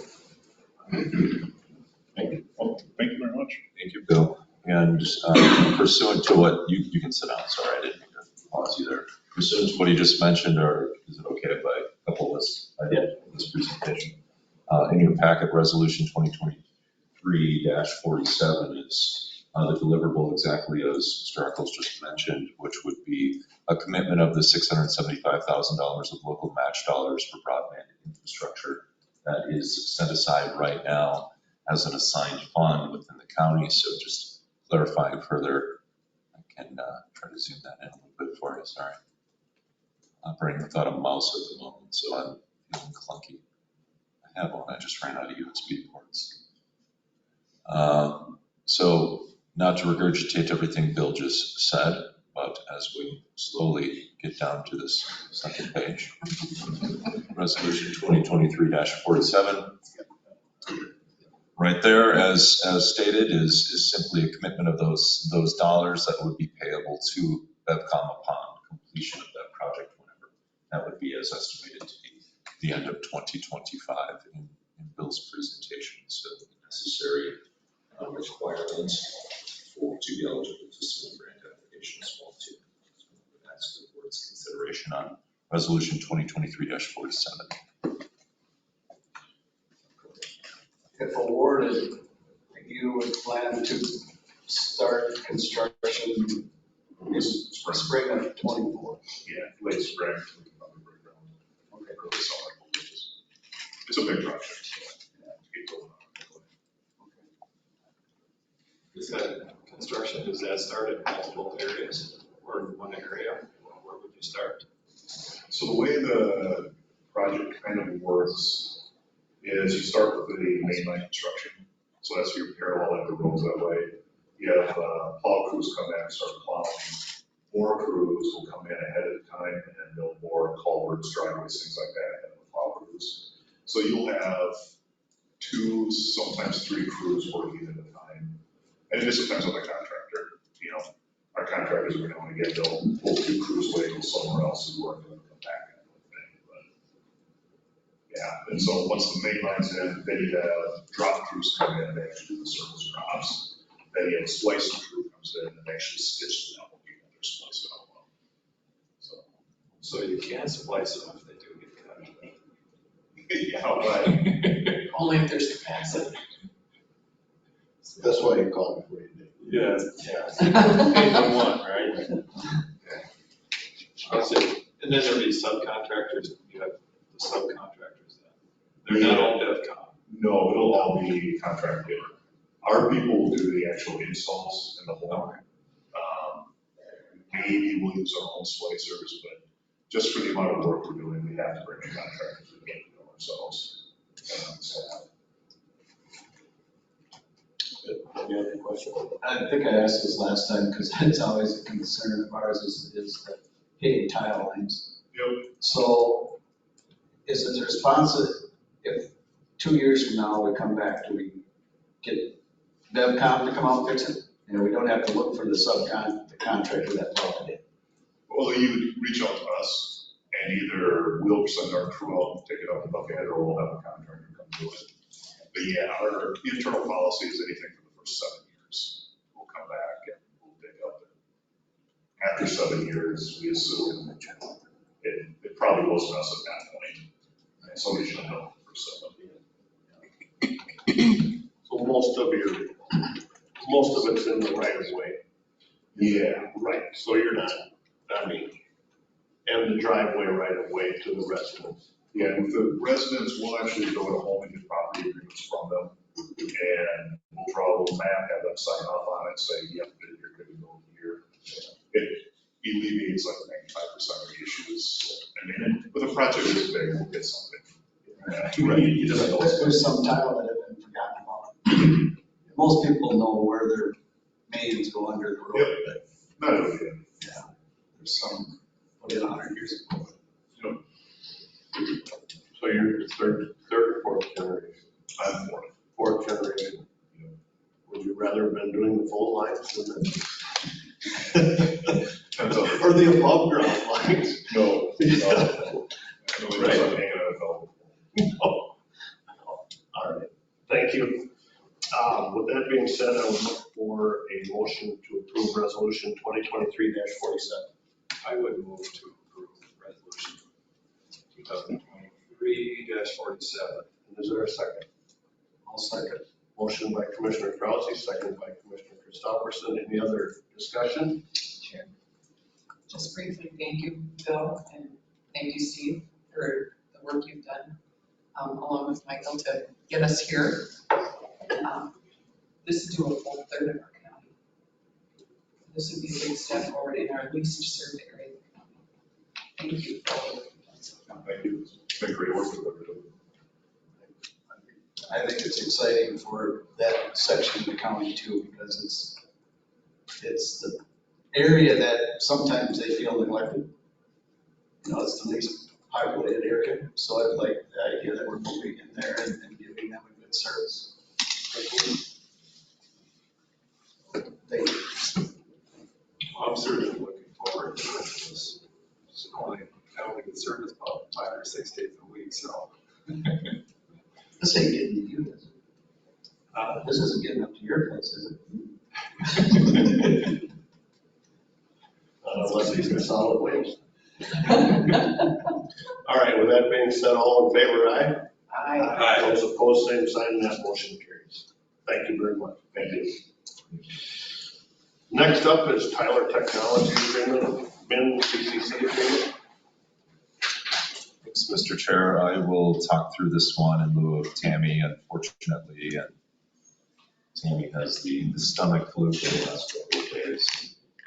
Being election day, she's a little beside herself with that, so, she truly is sick, otherwise she'd be dragging herself into the courthouse, given the day that it is. But in lieu of that, just walking through what this agreement is, when we implemented Tyler Tax and CAMA a couple of years ago, that came with a service agreement in and of itself. We already, rather than having a dedicated database administrator in-house that hosts all of these services and facilitates all of the hotfix and patch applications, we have a hosted service contract through Tyler Technologies to do all of those things on our behalf. So we aren't physically, we don't have what would be called an Oracle data appliance physically in-house that we have to store all of that on. It is all cloud-based, hosted based, URL-based, where we can access it from anywhere we need to access it. As fast forwarding a couple of years, as additional Minnesota counties are onboarded to Tyler Tax and CAMA, MCCC, the Minnesota Counties Computer Cooperative, which has been around for a very long time, has often been the consortium to bring all of those counties together with the same product and create a consortium, a larger voice, so to speak, to argue some of the necessary changes that would pipe predominantly legislatively. So as legislative changes happen, as statewide implementations need to be implemented or changed within a software solution, MCCC would be the one that voices those changes and effectively lobbies or advocates for those changes on our behalf. So we already pay about the same user fee to Tyler Technology that we would be paying to MCCC. This just brings in a couple dozen counties under the MCCC umbrella and effectively puts all of their voices together, arguing on behalf of the same changes that are necessary in the same software that those counties are utilizing. So this would sever the existing agreement with Tyler Technologies that we use for our service patch application, things of that nature, and move that over to under the umbrella of MCCC. So MCCC has negotiated a contract with Tyler Technologies for those exact same services. It just brings us under the umbrella of MCCC. So we have been involved with MCCC in the past, in other areas of the county as well for South Park. So this is not an uncommon practice, is not an uncommon organization by any means. So I have absolute comfort moving in this direction as well. I think it makes perfect sense. In a previous life, I was part of this user group as well, Minnesota County. So personally, I'm very familiar with what some of the benefits can be of having many counties arguing the same point. Their company, Tyler, has much more reliability in hearing some of those concerns and complaints when it is backed by a large number of counties, and it's not one in isolation. And practically speaking, it's 20 to 24 different counties all trying to submit individual requests that just bogs down the deliverable for all of them. Maybe more information than you needed there, but ultimately this would be a one-time software cost implementation out of the property records technology fund of $20,000 and the $8,000 ongoing support agreement out of the IT fund per year, which is already built into the IT budget, just is going to a different place. So the property tech, recorder tech fund would be, again, a non-general fund expenditure. That's part of the state recording fee that we collect at $46 fee per document that is recorded. Statutorily goes into a bucket or a fund, which is used for just such purchases, enhanced technology purposes. I'll turn it back to you for any action you do with that. How do you want that motion to be read then, Michael? Would the staff recommend severing the original agreement, just go like through that avenue, or? Yes, Mr. Chair, that would be most appropriate. And I know there's a couple items nested in there, and it would be perfectly fine for them to be included in there. I know that it's a little wordy for a recommendation or a motion, but the heart of the motion is severing the existing contract with Tyler, entering a new service agreement with MCCC, and just designating myself as the authorized signer to execute that agreement with MCCC. All right, with that being said, I'll look for a motion. I would move that the way it was stated by the administrator. That was caught I've got by everybody. And we have, is there a second? There is. So a motion by Commissioner Christopherson, a second by Commissioner Malter. Is there any other discussion? I got maybe a couple questions. It says maintenance fees, so is in plural? Is there other fees that this 8,000 is replacing? It's replacing a fee that's right now going to Tyler, right? Correct, yes. Yeah, so excuse me, this won't completely replace what Tyler Technologies does for us. We're still going to be we'll still have a hosted solution. This is incremental more so, and I know it states it in the service agreement itself. If we go down that far, but I went to the wrong page. But if you go a page up from that too, I believe it talks about through some of those legislative changes and more of the a la carte or specific list of here's really what this is focusing on. And the items that this is focusing on replacing are the bulk of the time and effort that we would experience as a user on our end. So we often have very short turnarounds, as we saw in this legislative cycle, that by the time the legislative session ends, we know the rule changes. We might only have until the 1st of July to implement said rule change. Often that is going to be so drastic for property, because typically if it's affecting an assessment year by January 2nd of that following year, it's when we really haven't had that change implemented, but it takes a very long time for the company to say, okay, here's what changed in law. Let's rewrite the program to accommodate. Let's send it out to everybody's test environments, try to get them to break it by using it, troubleshoot, and then push out the entire hotfix that applies to every user hopefully seamlessly, which usually isn't the case, because every county is set up a little bit differently. So often a one-size-fits-all solution isn't always as seamless as we'd like it to be. There's a lot of time and troubleshooting that happens, but predominantly this is focusing on state mandated changes and or federal changes if they would apply to anything we have to do or enforce, tax, or assessing. So when I say CAMA, that's assessing. It's our assessor's office. Any other discussion? We do have a motion and a second on the floor. All those in favor, aye? Aye. Those opposed, sign, that motion carries. Thank you. Moving on to D is the purchase of squad cars for the sheriff's office. Morning, Sheriff. Good morning. Morning. I come to you this morning to ask for approval for purchase of some squad cars. We've been waiting for the majority of the year to get squads. We were expecting to have an ordering window earlier this spring and then summer and kept getting pushed back.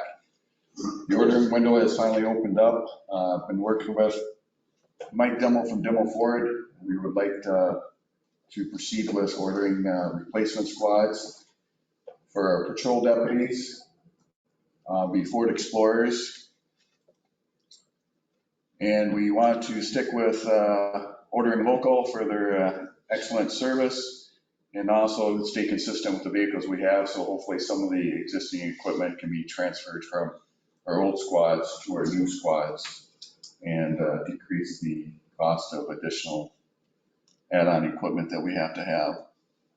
So they've given us a bid per squad for $46,865 for each squad, and we're requesting 4 Ford Explorers.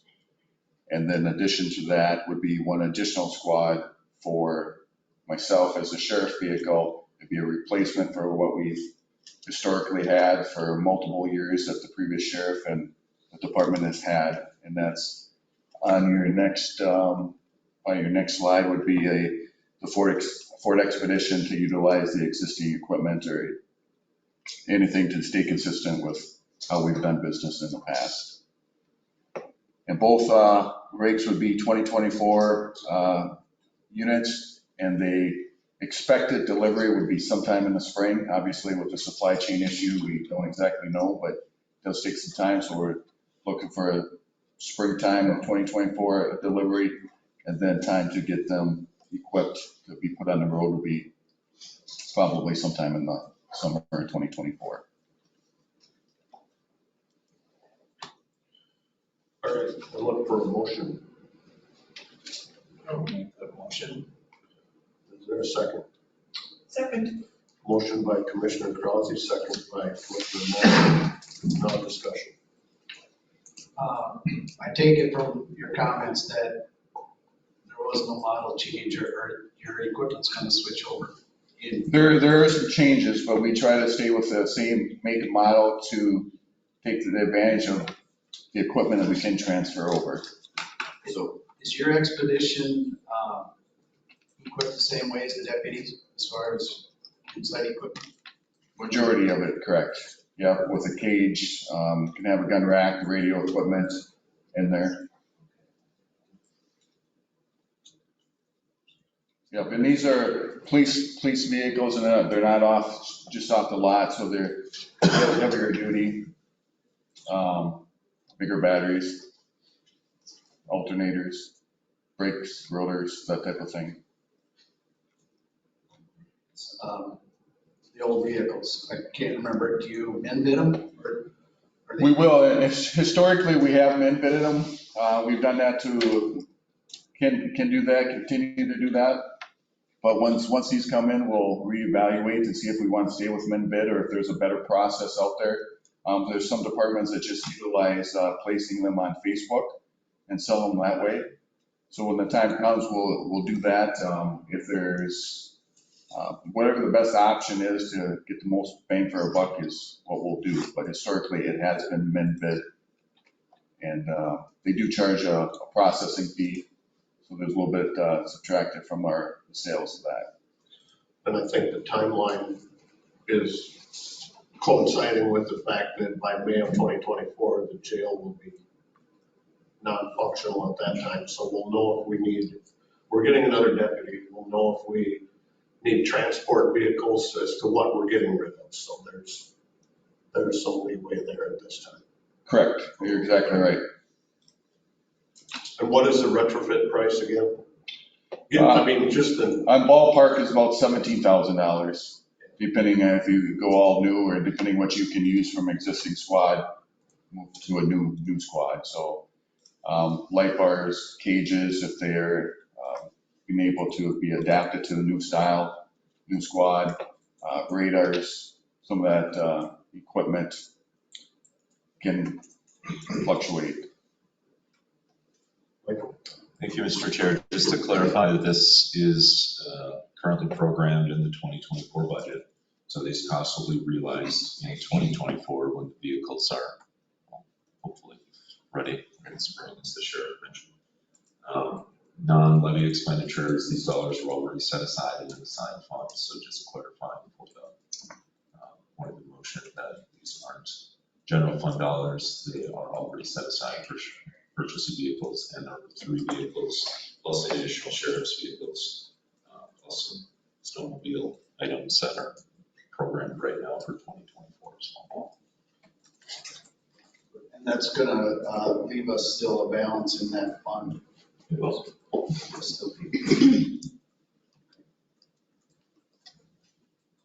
any other discussion? We do have a motion and a second on the floor. All those in favor, aye? Aye. Those opposed, same sign. That motion carries. Thank you. Thank you. Next up is resolution 2023-45, the Freedom Township LRIP grant application and county sponsorship. Mr. Jim? Good morning. So similar to what I was here a couple weeks ago, asking for adoption of resolutions for local road improvement program, grant applications for our own applications, as well as Woodville Township's proposed project and county sponsorship of that. Freedom Township is also working on an LRIP grant application for the same pot of money.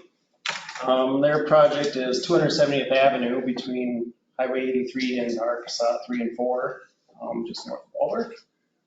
They had applied in 2021 as well as with Woodville, and were unsuccessful at that time. And again, working with Oldham to dust that off and resubmit. This time around, they're looking for $1.42 million of a 1.5 cap.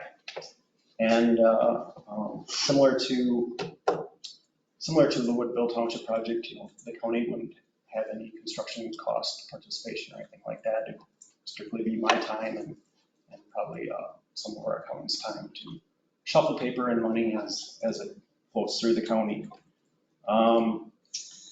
In 2021, as I think I talked about last time, Woodville was 1 out of the money. They ranked 14 out of 186 applications of township applications, and the state awarded 13 of those.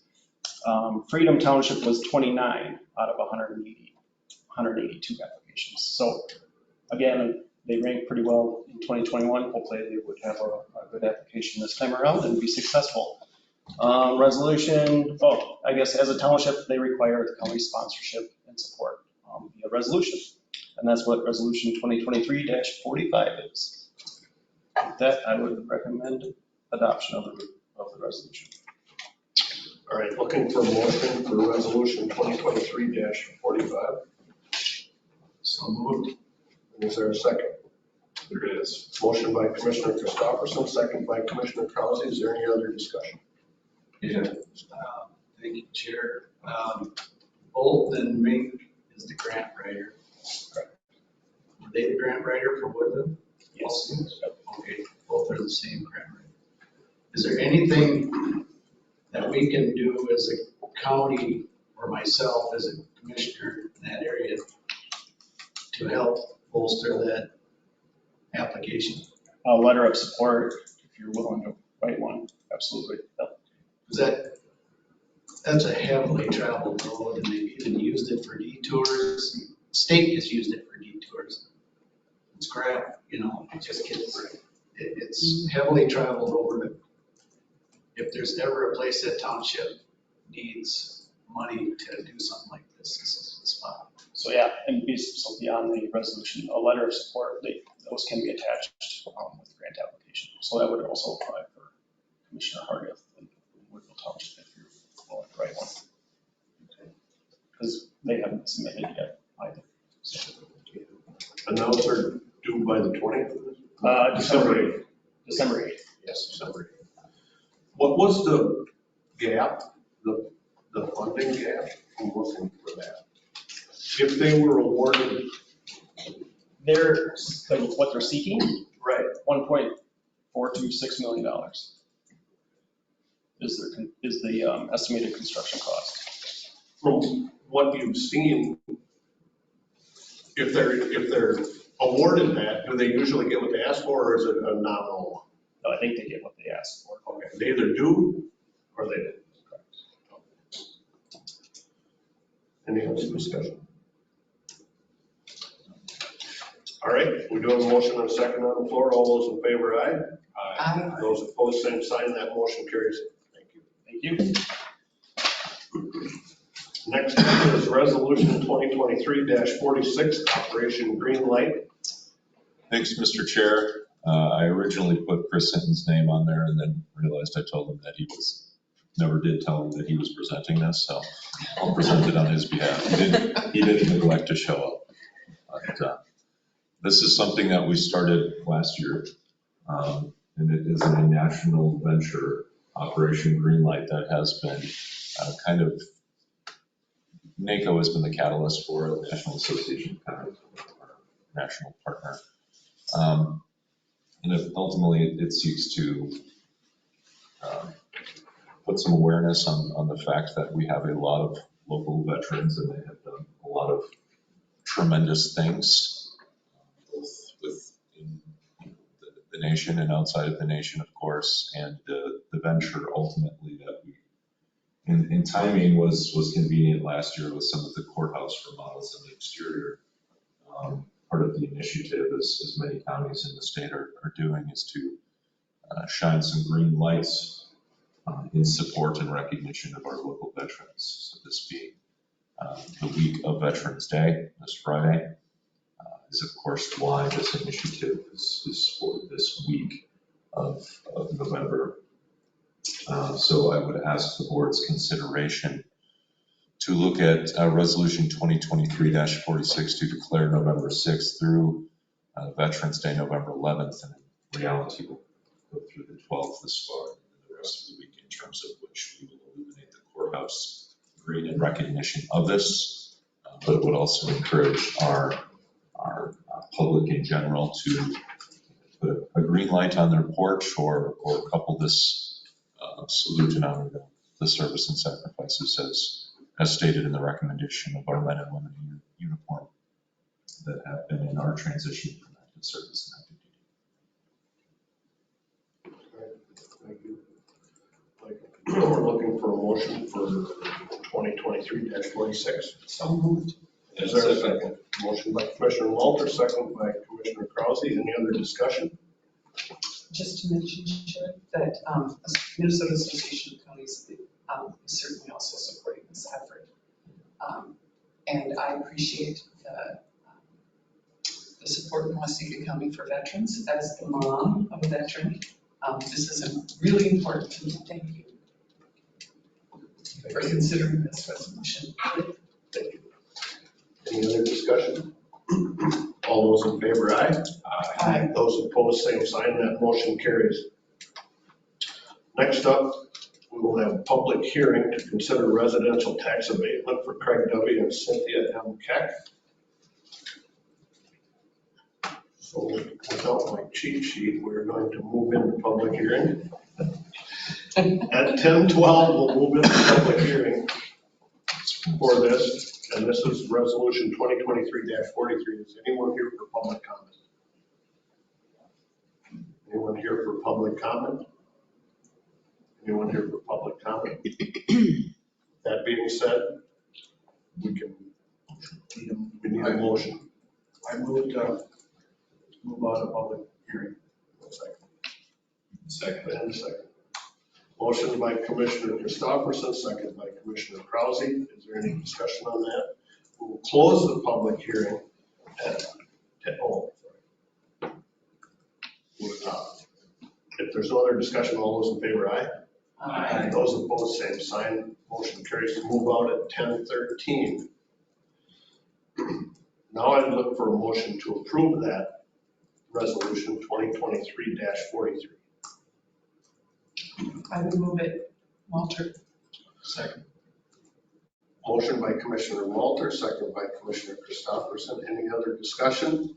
Mr. Chair, just to clarify for the board is sometimes helpful.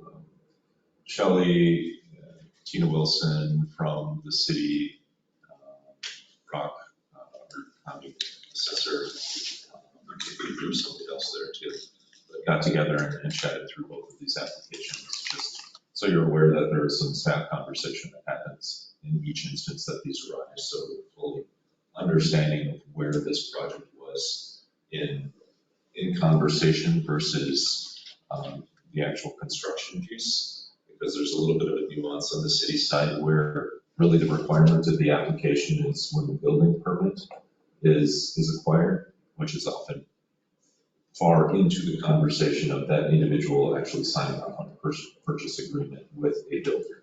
So their plans may have started months before the city application requirement actually says you must apply by. So we just got together to talk through what some of those expectations should be from both parties. So I'm comfortable with both of these applications. Thank you, Mike. One question. Is this abatement, is that dollar amount is stamped in time now? It is. Yes. It's a point in time abatement for 10 years. I don't. Or is it fluctuate with the value of the taxes? It isn't fluctuating with the value. So we tried to make it administratively less burdensome than the previous iterations were, and we focused on the actual building price. So we wait for that document to come in from the builder and say, here's what it will cost you to build this home. And we take that and say, in theory, here's the point in time improvement to the tax base. Okay. So it's only the build value, it's not the land value. The land value is already there.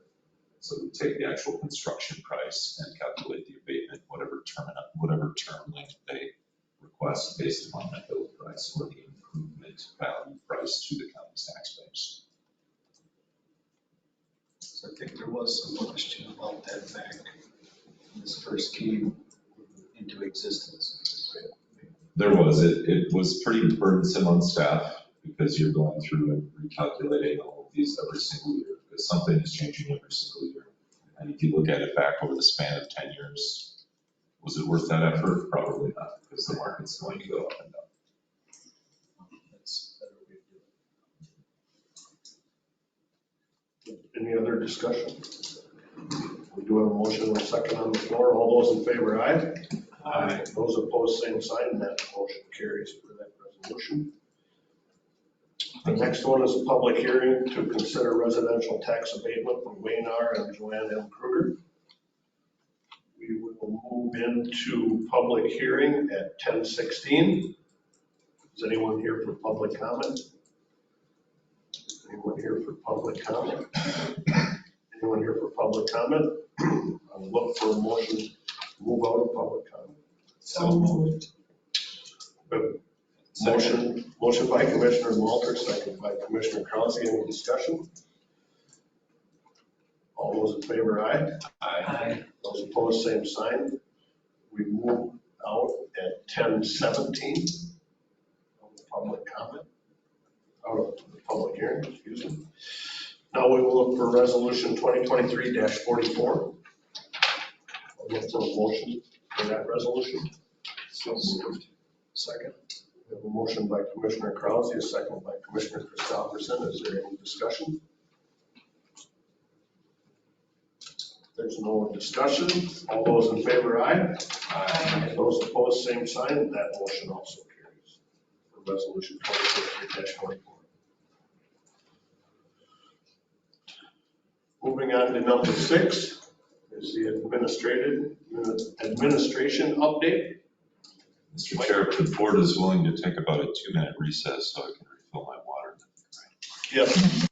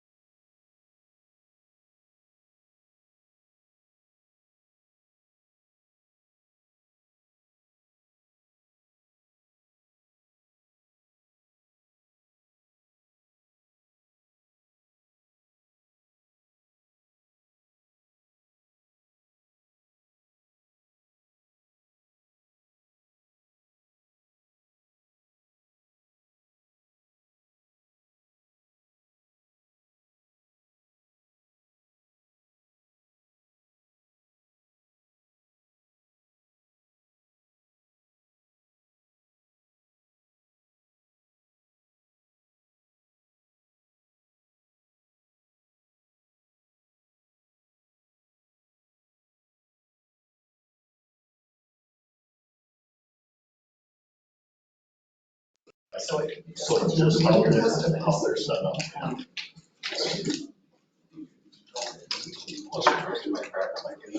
What do you get? They are still. You did it. Shut it.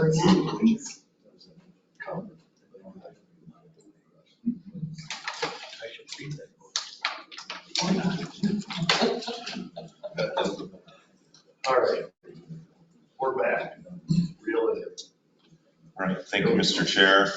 A couple of updates as far as grant programs have continued to meet with Region 9 weekly as well. We'll have a touch base again with the federal EDA this week.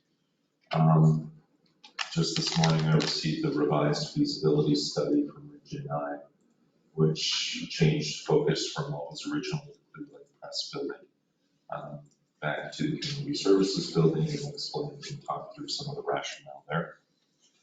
So I'm waiting for one other document to come from Region 9, which won't be very, it won't take very long to get either.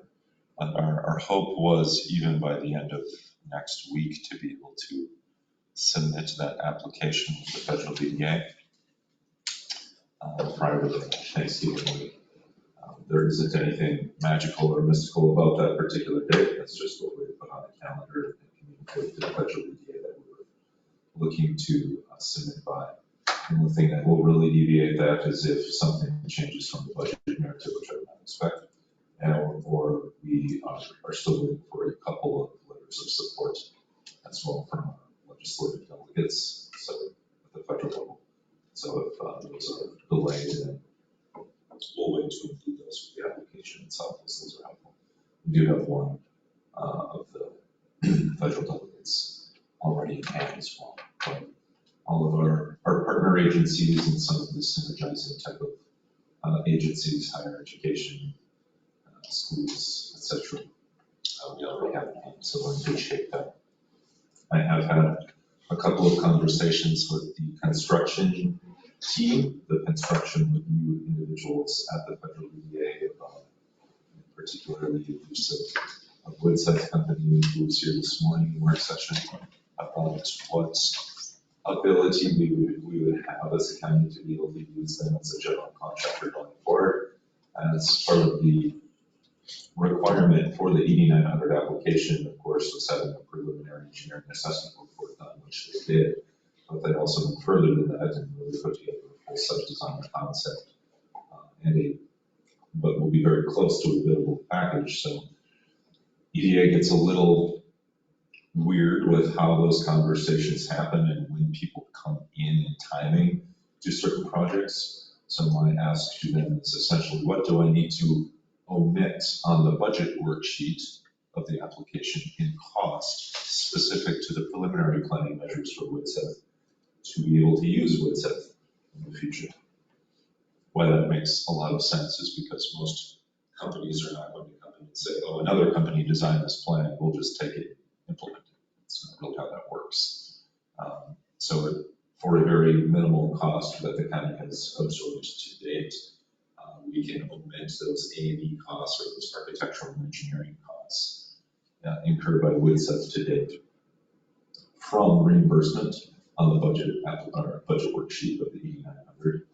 And really that is the only hang up to be able to continue to use Woodside, which in the end would be a substantial cost savings as well. Not have to restart with another company. So hopefully that made a little bit of sense. I was explaining that. Was able to have a presentation a few weeks ago, like 3 weeks ago now at this point, I guess, to the full development commission for Region 9. And did that with Jason Durantz from MSU Center for Engineering Excellence and Christian from Region 9 as well too. It was very well received. That came by recommendation of the NATO group that was in the region a little more than a month ago as well. Again, just the project was really well received and thought to be intuitive with the approach. We'll of course continue to have a heavy emphasis of K-12 in that project scope and especially the deliverables, but federal EDA is a little averse to the K-12 language or selling point as it pertains to workforce development, or of course we locally would see a direct connection there. And they can understand that connection. They just don't recognize that connection to say, here's an immediate workforce development boon to your community. K-12 is in that factor, at least at the initial stages of that conversation. So very comfortable with how all of the various moving pieces are aligning and coming together. And I think we'll have a really solid application when that happens. We've seen a little bit of delay from the federal perspective, which is why we have not pushed the application yet. We are on both the BASE, America's Cutting Edge side, and the federal EDA 8900 side. So two different applications, two different grants, both kind of citing the same unknowns at the federal level. We should have a funding package that's introduced and approved, hopefully, in the not too distant future. But right now, we just kind of have continuing resolutions, so nobody can definitively, on paper, say, yes, there's our budget for the biennium. We know we're funded. So until that happens, we're not going to see any approvals holistically, at least for any grant applications. So just we'll see some projects happening in the courthouse in the next week and a half. The kind of reprisal of the foyer space of the historic courthouse, restoring it retroactively to some of the more original aesthetics in that foyer area. And then the lower level flooring and break room remodel that will also be starting in the next couple of weeks as well. So happy to get those done by the end of the year. If you've had a chance to drive through Courthouse Park in the last couple of weeks, you'll notice a lot of activity up there. Our septic system is about done, and we're waiting for that to dry out before fully finishing the mound structure. So that will hopefully be done this week, depending upon how much moisture we get today, I guess. So if the rain stays away today, we should be able to get that finished this week. And then I think the blankets are coming out for the foundations that were done for the actual restroom facility as well. So hopefully continue to see a bunch of progress on that. Still a lot of foot traffic out there. The weather has not been a deterrent as of yet. I suspect that it will be the case actually throughout the winter months, and to some capacity. That's something that we've heard a lot of as well, that this would be a good winter course. So I wouldn't be surprised if you still see a good activity with traffic. Do you have to clear the course to make it usable, or do people just track over the snowdrifts? For the most part, they're going to track over them. Okay. But why that statement has been made is because there's a lot of canopy cover for some of the holes. Sure. So they expect a lot of those main fairways, so it's really be too encumbered. Okay. It won't be other drifts, there will be drifts, yeah, Right. because there's no wind essentially. But the Solvit Trail does run through there, so. True. So we do Just a portion of the south. Mhm. You're gonna have to put flashing lights on, most likely. I think they'll hear you coming to hopefully. A number of things happening, ongoing jail conversations, obviously, ongoing justice center building conversations. So thank you for your voice in that. I was able to sit down with the sheriff and judge and court administration last night to talk through, and a couple of the commissioners, of course, to talk through, again, some of the ongoing narrative and conversation, what we should be aware of. So glad to have that voice in the process as well, as the board continues to look at and sift through some finalized options over the next couple of months. But anything else specifically for me that you're looking for?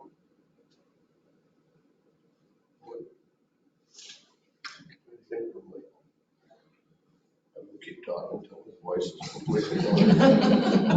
We're about there. I think we're good.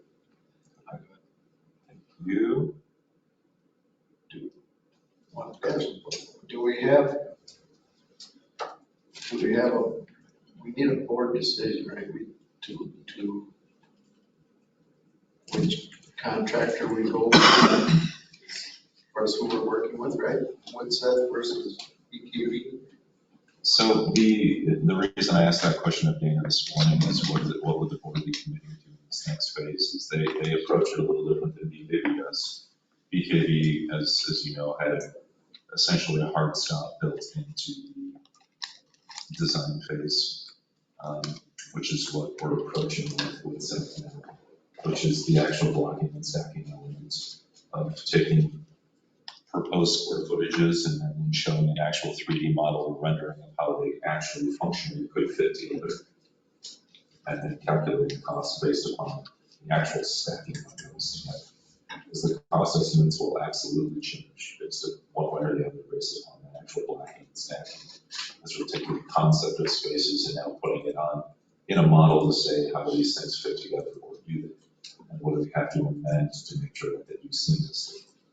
So whatever is devised in the future with BKV, it looks different than Woodseth.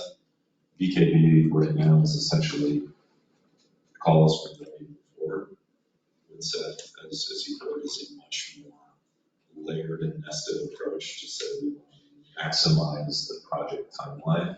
So while you're asking us to do this, we're also simultaneously going to be working on this. So when you say yes to this, we're already 2 weeks into this process. At any point in time, you can hit the brakes, of course, and say, no, we got to stop, we need to back up, we need to look at a more reprised or revised jail facility, whatever the conversation is.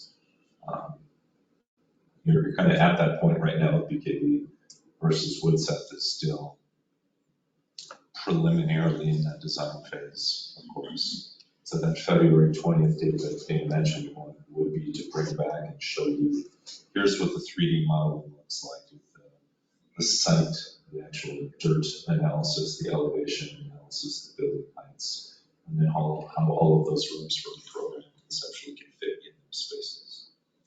So right now, that's just effectively to get caught up to where BKB is. But as you saw in that schedule, simultaneously, they want to be working on the next iteration before that February 20th date happens. There's about, I want to say, 2 weeks of lag time maybe that they had on there where from this date, where essentially nothing has to happen to be able to still seamlessly meet that proposed timeline they have. So it's not just that the board has to have a firm understanding of exactly where Woodseth fits into this conversation right now. You don't. And at any point in time, you can, as I said, pump the brakes and say, stop, we got to back up or pause. It's just understanding that it extends whatever the timeline is. But that just kind of is what it is.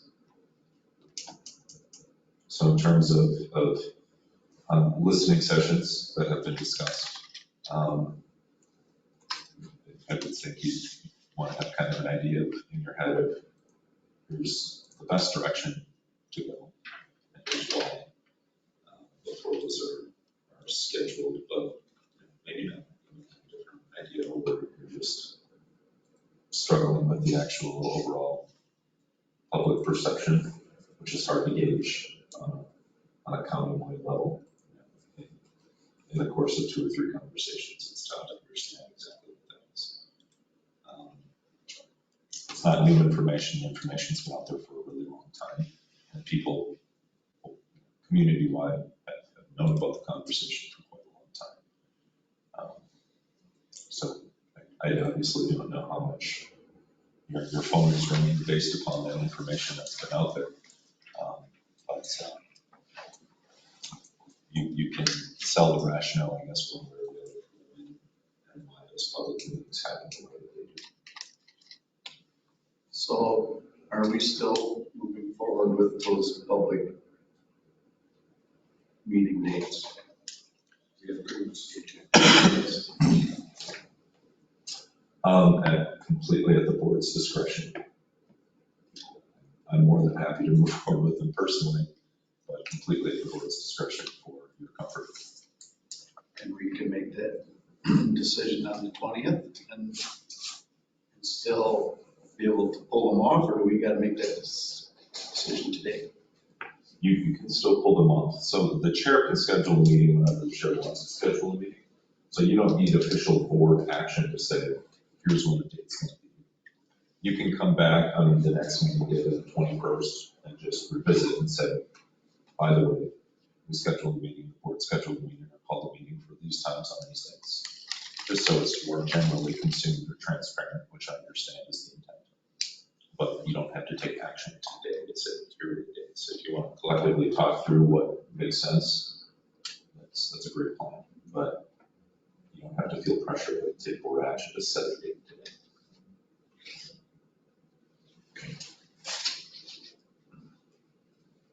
Anything else for the administrator?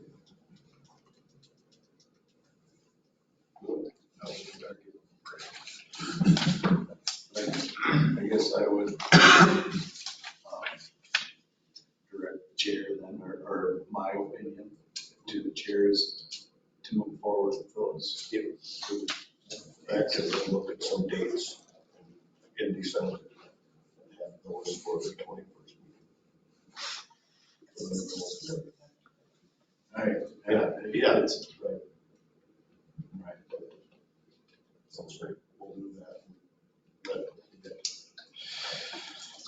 I would fully agree because the gray rhino's in the room. Yeah. So. We better get going. Human Resources Department update? Melissa? Oh, yeah. Been waiting a long Can time. we turn the camera over there? No. Good morning. Good morning. You're going to see some additional information and some changes and updates to this document that I typically provide for you. Usually it's pretty basic and it's kind of our recruiting, happenings, the personnel actions that have gone on, retirees, new hires. And talking with the administrator, we kind of just thought maybe there's some additional information that might be helpful for you guys to know or good to know. And so as we kind of go through this, I am looking for feedback, thoughts. Is there additional information that would be helpful for you guys to know? And, or is it too much? So with that, I did add on the first page there, you'll see some turnover rates. This is something that I have tracked ever since I started back in 16. I'm just talking earlier. We can provide a little bit more detail if you'd like or less. But this is just for 2023 right now and provided quarterly. As you can see, it's pretty, we're sitting pretty good right now. You did see that second quarter, that increase of 5.9, and that's because of the early retirement program that we offered. And so we saw those retirees. Below is the recruiting activities, which you guys have seen before. Kind of see the status of where all of our positions are sitting. Some good news, and I kind of almost don't want to say it aloud, but public health will soon be fully staffed. Not all over what I can. Infrastructure security coordinator, that is a position that we are hoping to start interviewing soon, but right now our applications that we're seeing are pretty limited. It's pretty sparse. Employee engagement activities, hopefully you've all turned in your RSVPs to Beth for December 8th. That'll be held at the Country Club this year. Get that in. So all the new information on the second page, this is just some of the major projects. It's not all the work, of course, that's going on in there, but from a technology standpoint, we have kind of amped up the work that we are doing with Tyler, the attendance and the timekeeping, and then soon will be the advanced scheduling with the sheriff, getting that going. So every Wednesday, Sam and I we kind of lock the door and head down, and we are working on the executive time piece and getting that built, and we're hoping to be able to start testing next week. So it's gone really well. And then as far as some policy development, some of the policies that I've been working with other departments on, you'll see that email archiving policy, that'll probably be coming to the board very shortly. That is drafted and completed, just some final stuff to do with it. Data practices, I've been working with Amanda on that policy. That is done. There is just additional pieces of supplement information that we're working on, such as like the data inventory documents that have to be there. So that should be coming to you guys soon as well. And the last one that is probably one of my bigger priorities is that earned sick and safe time leave. So as of January 1st, this is new legislation that was passed. January 1st, we have to have this in place, a policy. So I am trying to learn as much as I can on how we can do that and get a policy drafted and to the board before January 1st. Benefits right now is open enrollment. And so this is the last week. You have till Friday for all staff to submit their open enrollment selections and elections for 2024. It's going pretty smooth this year, and hopefully we'll just have another seamless year with that. Another thing that I have added is the job description and classification. So this is some of the job description, or actually it is the job descriptions that I have been working on with other departments, updating them. As you know, we have that contract with that agreement with DDA where we're working on 2/3 of the job descriptions every year, or 1/3 every year. So this is just that project being completed. So, and then below that is going to be the milestone anniversaries for the month of November that you guys have seen before. So I'm open to suggestions and feedback on the information provided to you. On the staff turnover, the only thing I would like to see would be a 5-year running average. Those percentages, I'd like to be able, compare them. Yes. Or, I mean, Or like a- whatever, 3-year running it, whatever you've got. Something like that, yeah. And just the history, so we To see if see if it's we're trending trending. the wrong way. We'll have to give some of the caveats, like you mentioned. We've had a couple of early retirement incentive plans in that period, so just, you would expect to see certain spikes in certain quarters. With just a high overview on the earned sick and safe time leave, I know that's a new law or Right. what have you out there. How does that affect what we already had in place for our employees? That's a great question. So so our PTO policy that we have right now, we can allocate those 48 hours towards the PTO. So we can say, okay, your first 48 hours that you use in the beginning of the year is going to be designated as this ESST. So it is somewhat flexible. It is somewhat flexible. The policy that I'll have to be presenting to you is going to be for our temps or like our veteran drivers, some of those classifications that are not accruing any kind of leave right now or any accruals, they now will be eligible for something, some sort of accrual. Okay. Any other questions?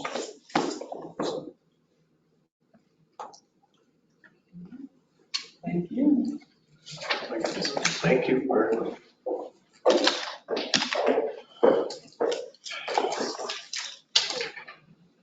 All right, moving on to commissioner reports. Mr. Brad? Sure. Yeah, they asked me to do my. I'm sorry, no worries.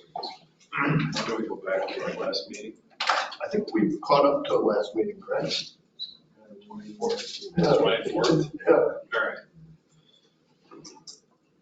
24th, okay.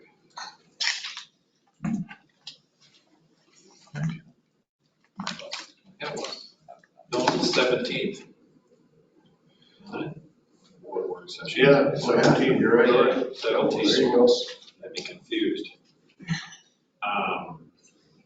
Monday, the 23rd, we were HRC, which, Otana, which may get a new name. They're still working on it, but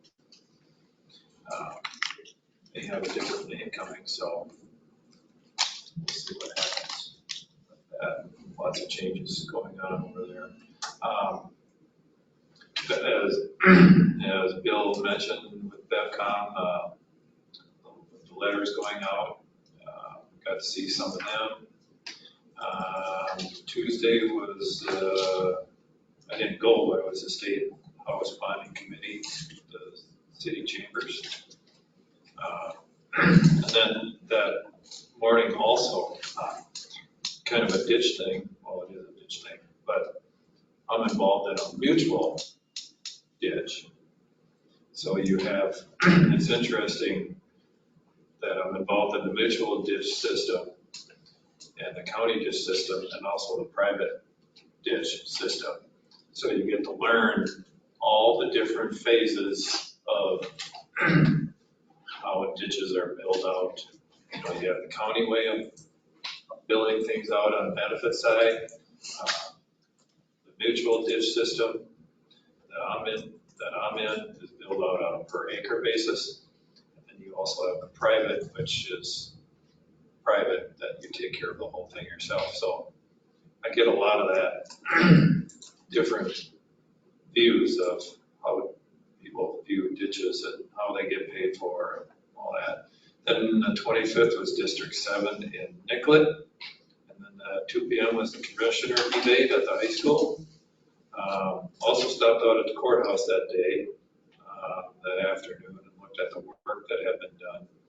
And I didn't think it was going to be that much work for all that septic system and stuff, but it's quite a trail from the new restrooms all the way down. A lot of digging going on out there. us having that new equipment. With Mr. Howard working on that. I could see there were quite a few dollars that were saved by the county to do that. So, then on to planning, had lots of field work and planning commission on 7 p.m. on Tuesday, the 2nd. Yesterday was a JD 51, and that brings us to the meeting today. That'll be it for me. Oh, one more thing. Friday the 17th, I don't know if you guys got mail, cards in the mail from South Country. Yes, I did. So that's on the 17th at 12 p.m. I was thinking I'll probably go just to get more information. I need more information on South Country. All right, I'm done. My voice is getting tired. Commissioner Walter. Since we last met as a board, I did cybersecurity training in the morning of the 18th. And I'm currently involved and regularly meeting on a NACO leadership course called Leading on Purpose. It's the second iteration, the 2.0 of their leadership academy. And with multiple folks that took the last one with me, and it's very well done. And I'm learning a lot about leadership and followership and all kinds of stuff. And so that started meeting the 19th. And we're meeting twice a week, and then there's online lessons to do. Sat in on the NACO Rural Action Caucus meeting on the 19th, and got a chance to go to the Waseca drug court graduation for 2 of our residents on the 19th as well, and that was great. On the 23rd, Monday the 23rd, I met with Michael and Steve on our broadband grant application. Oh, back up just a second. I also went to the 4-H achievement celebration on the 22nd, Sunday night.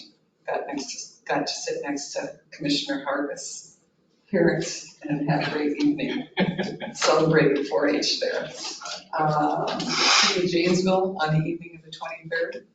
Then on the 24th, took part in the active shooter tabletop exercise, and that was super interesting. Learned a lot and gained great appreciation for the local partnerships that our staff have through emergency management with all the other agencies that respond when we have something go really sideways here in Waseca County. Very reassuring to know that your neighbors are so well trained and so well connected.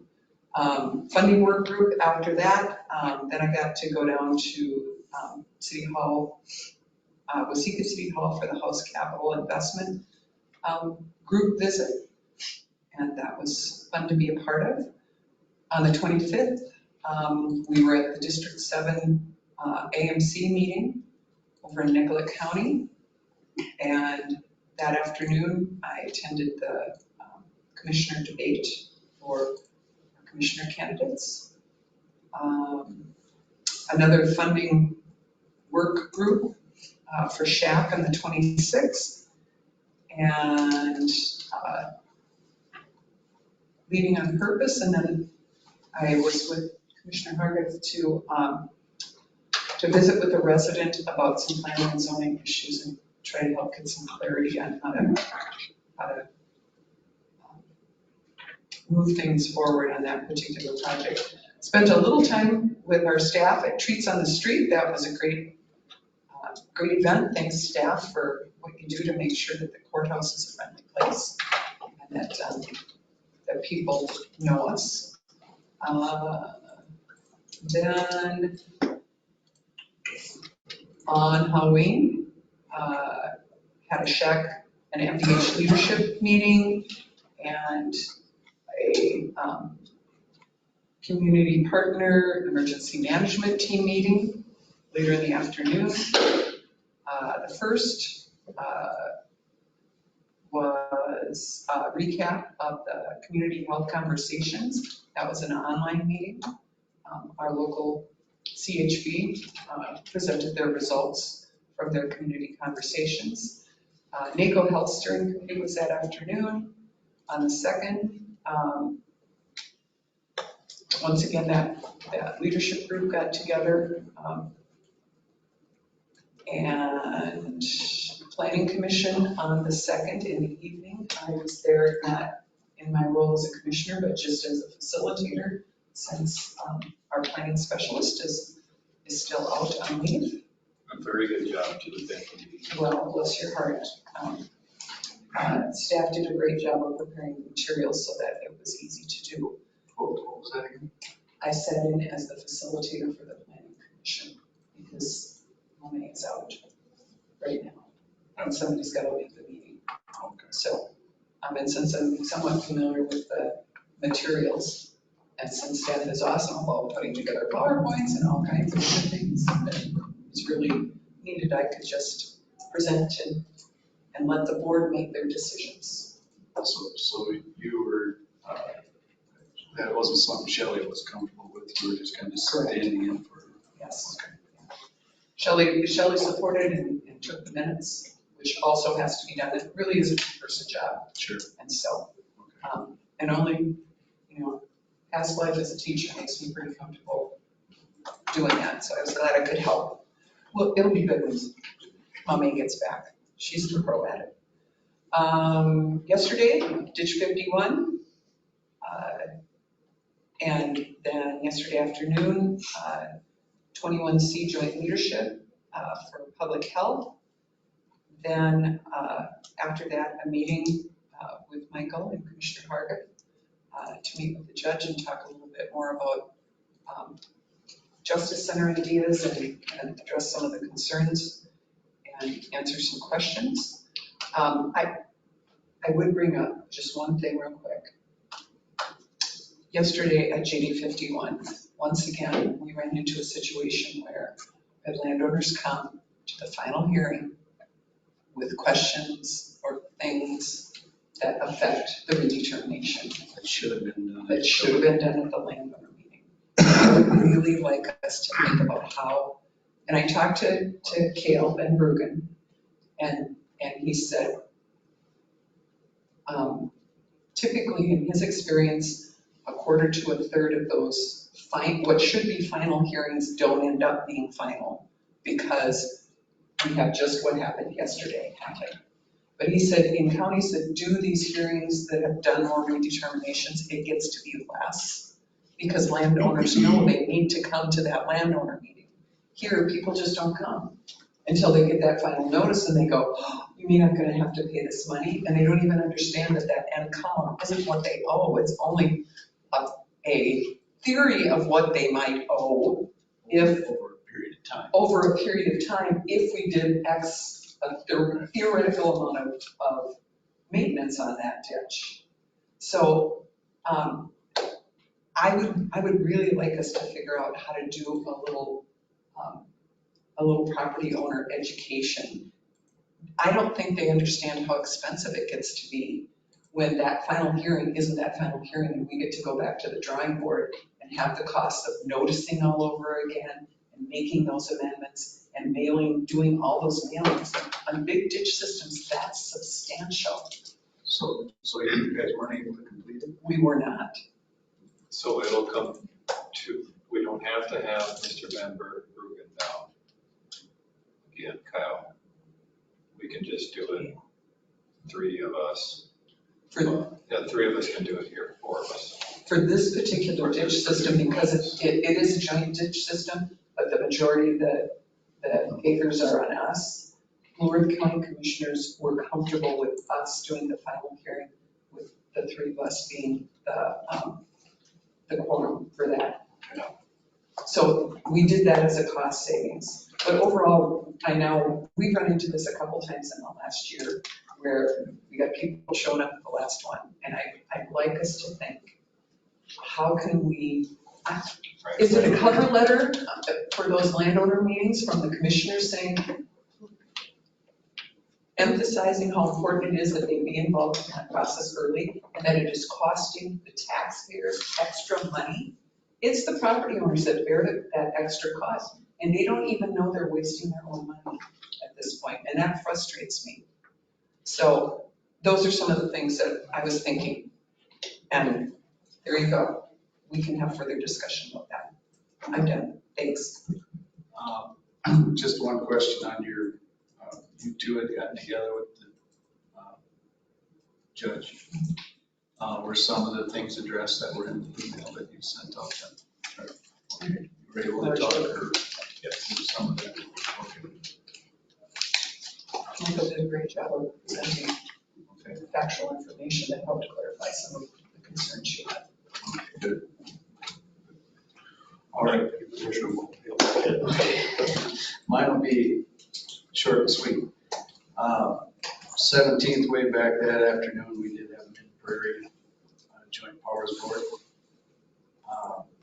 And then I did attend the AMC regional meeting and the commissioner debates that day on the 25th. 26th, we had a labor committee meeting, right? Yes. I was there, right? Yes. 1 o'clock. Yeah, okay. Yeah. And then the only other thing I've done is the work session this morning.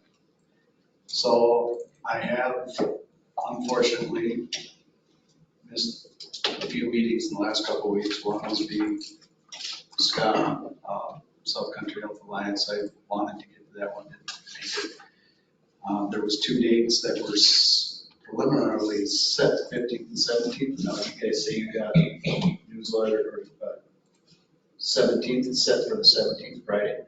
Yes. The legislative forum? Okay, all right. I had them both in my, here it's 15th and 17th, and I thought, so they narrowed it to the 17th. Other than that, that is it for me. It'll get busier now in the next few days. Thank you, Commissioner Christopherson. 17th was the work session of the 9:30 board. Moved over to the 24th was the state bonding committee. That was at City Hall. The 25th, we were in St. Peter at Nicollet County. Commissioner Walter did a great job keeping us on task on a great timeline. 2 p.m. was the school debate for the 3 commissioner runoff, I guess. The 26th at 10 a.m. we were here in the East Annex for WITSEF. That was for space considerations. 1 p.m. was labor, and 2:30 I met with Commissioner Walter at Planning and Zoning with an individual from Woodville Township.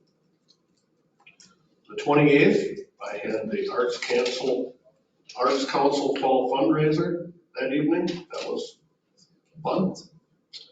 November 1st, Wednesday, was Waseca Lakes Association at 7 a.m. Yesterday was 4:15 in Michael's office to meet with the judge. And 6:30 last night was the Arts Council. It brings us to today. And I want to remind everyone we have Community Health Board if you're able to make it at 1:30. And I'll have Township tonight. That's what I have. If there's nothing else to come before the board, I would look for a motion to adjourn. So move. Is there a second? There's no other discussion. All those in favor, aye? Aye. Both same.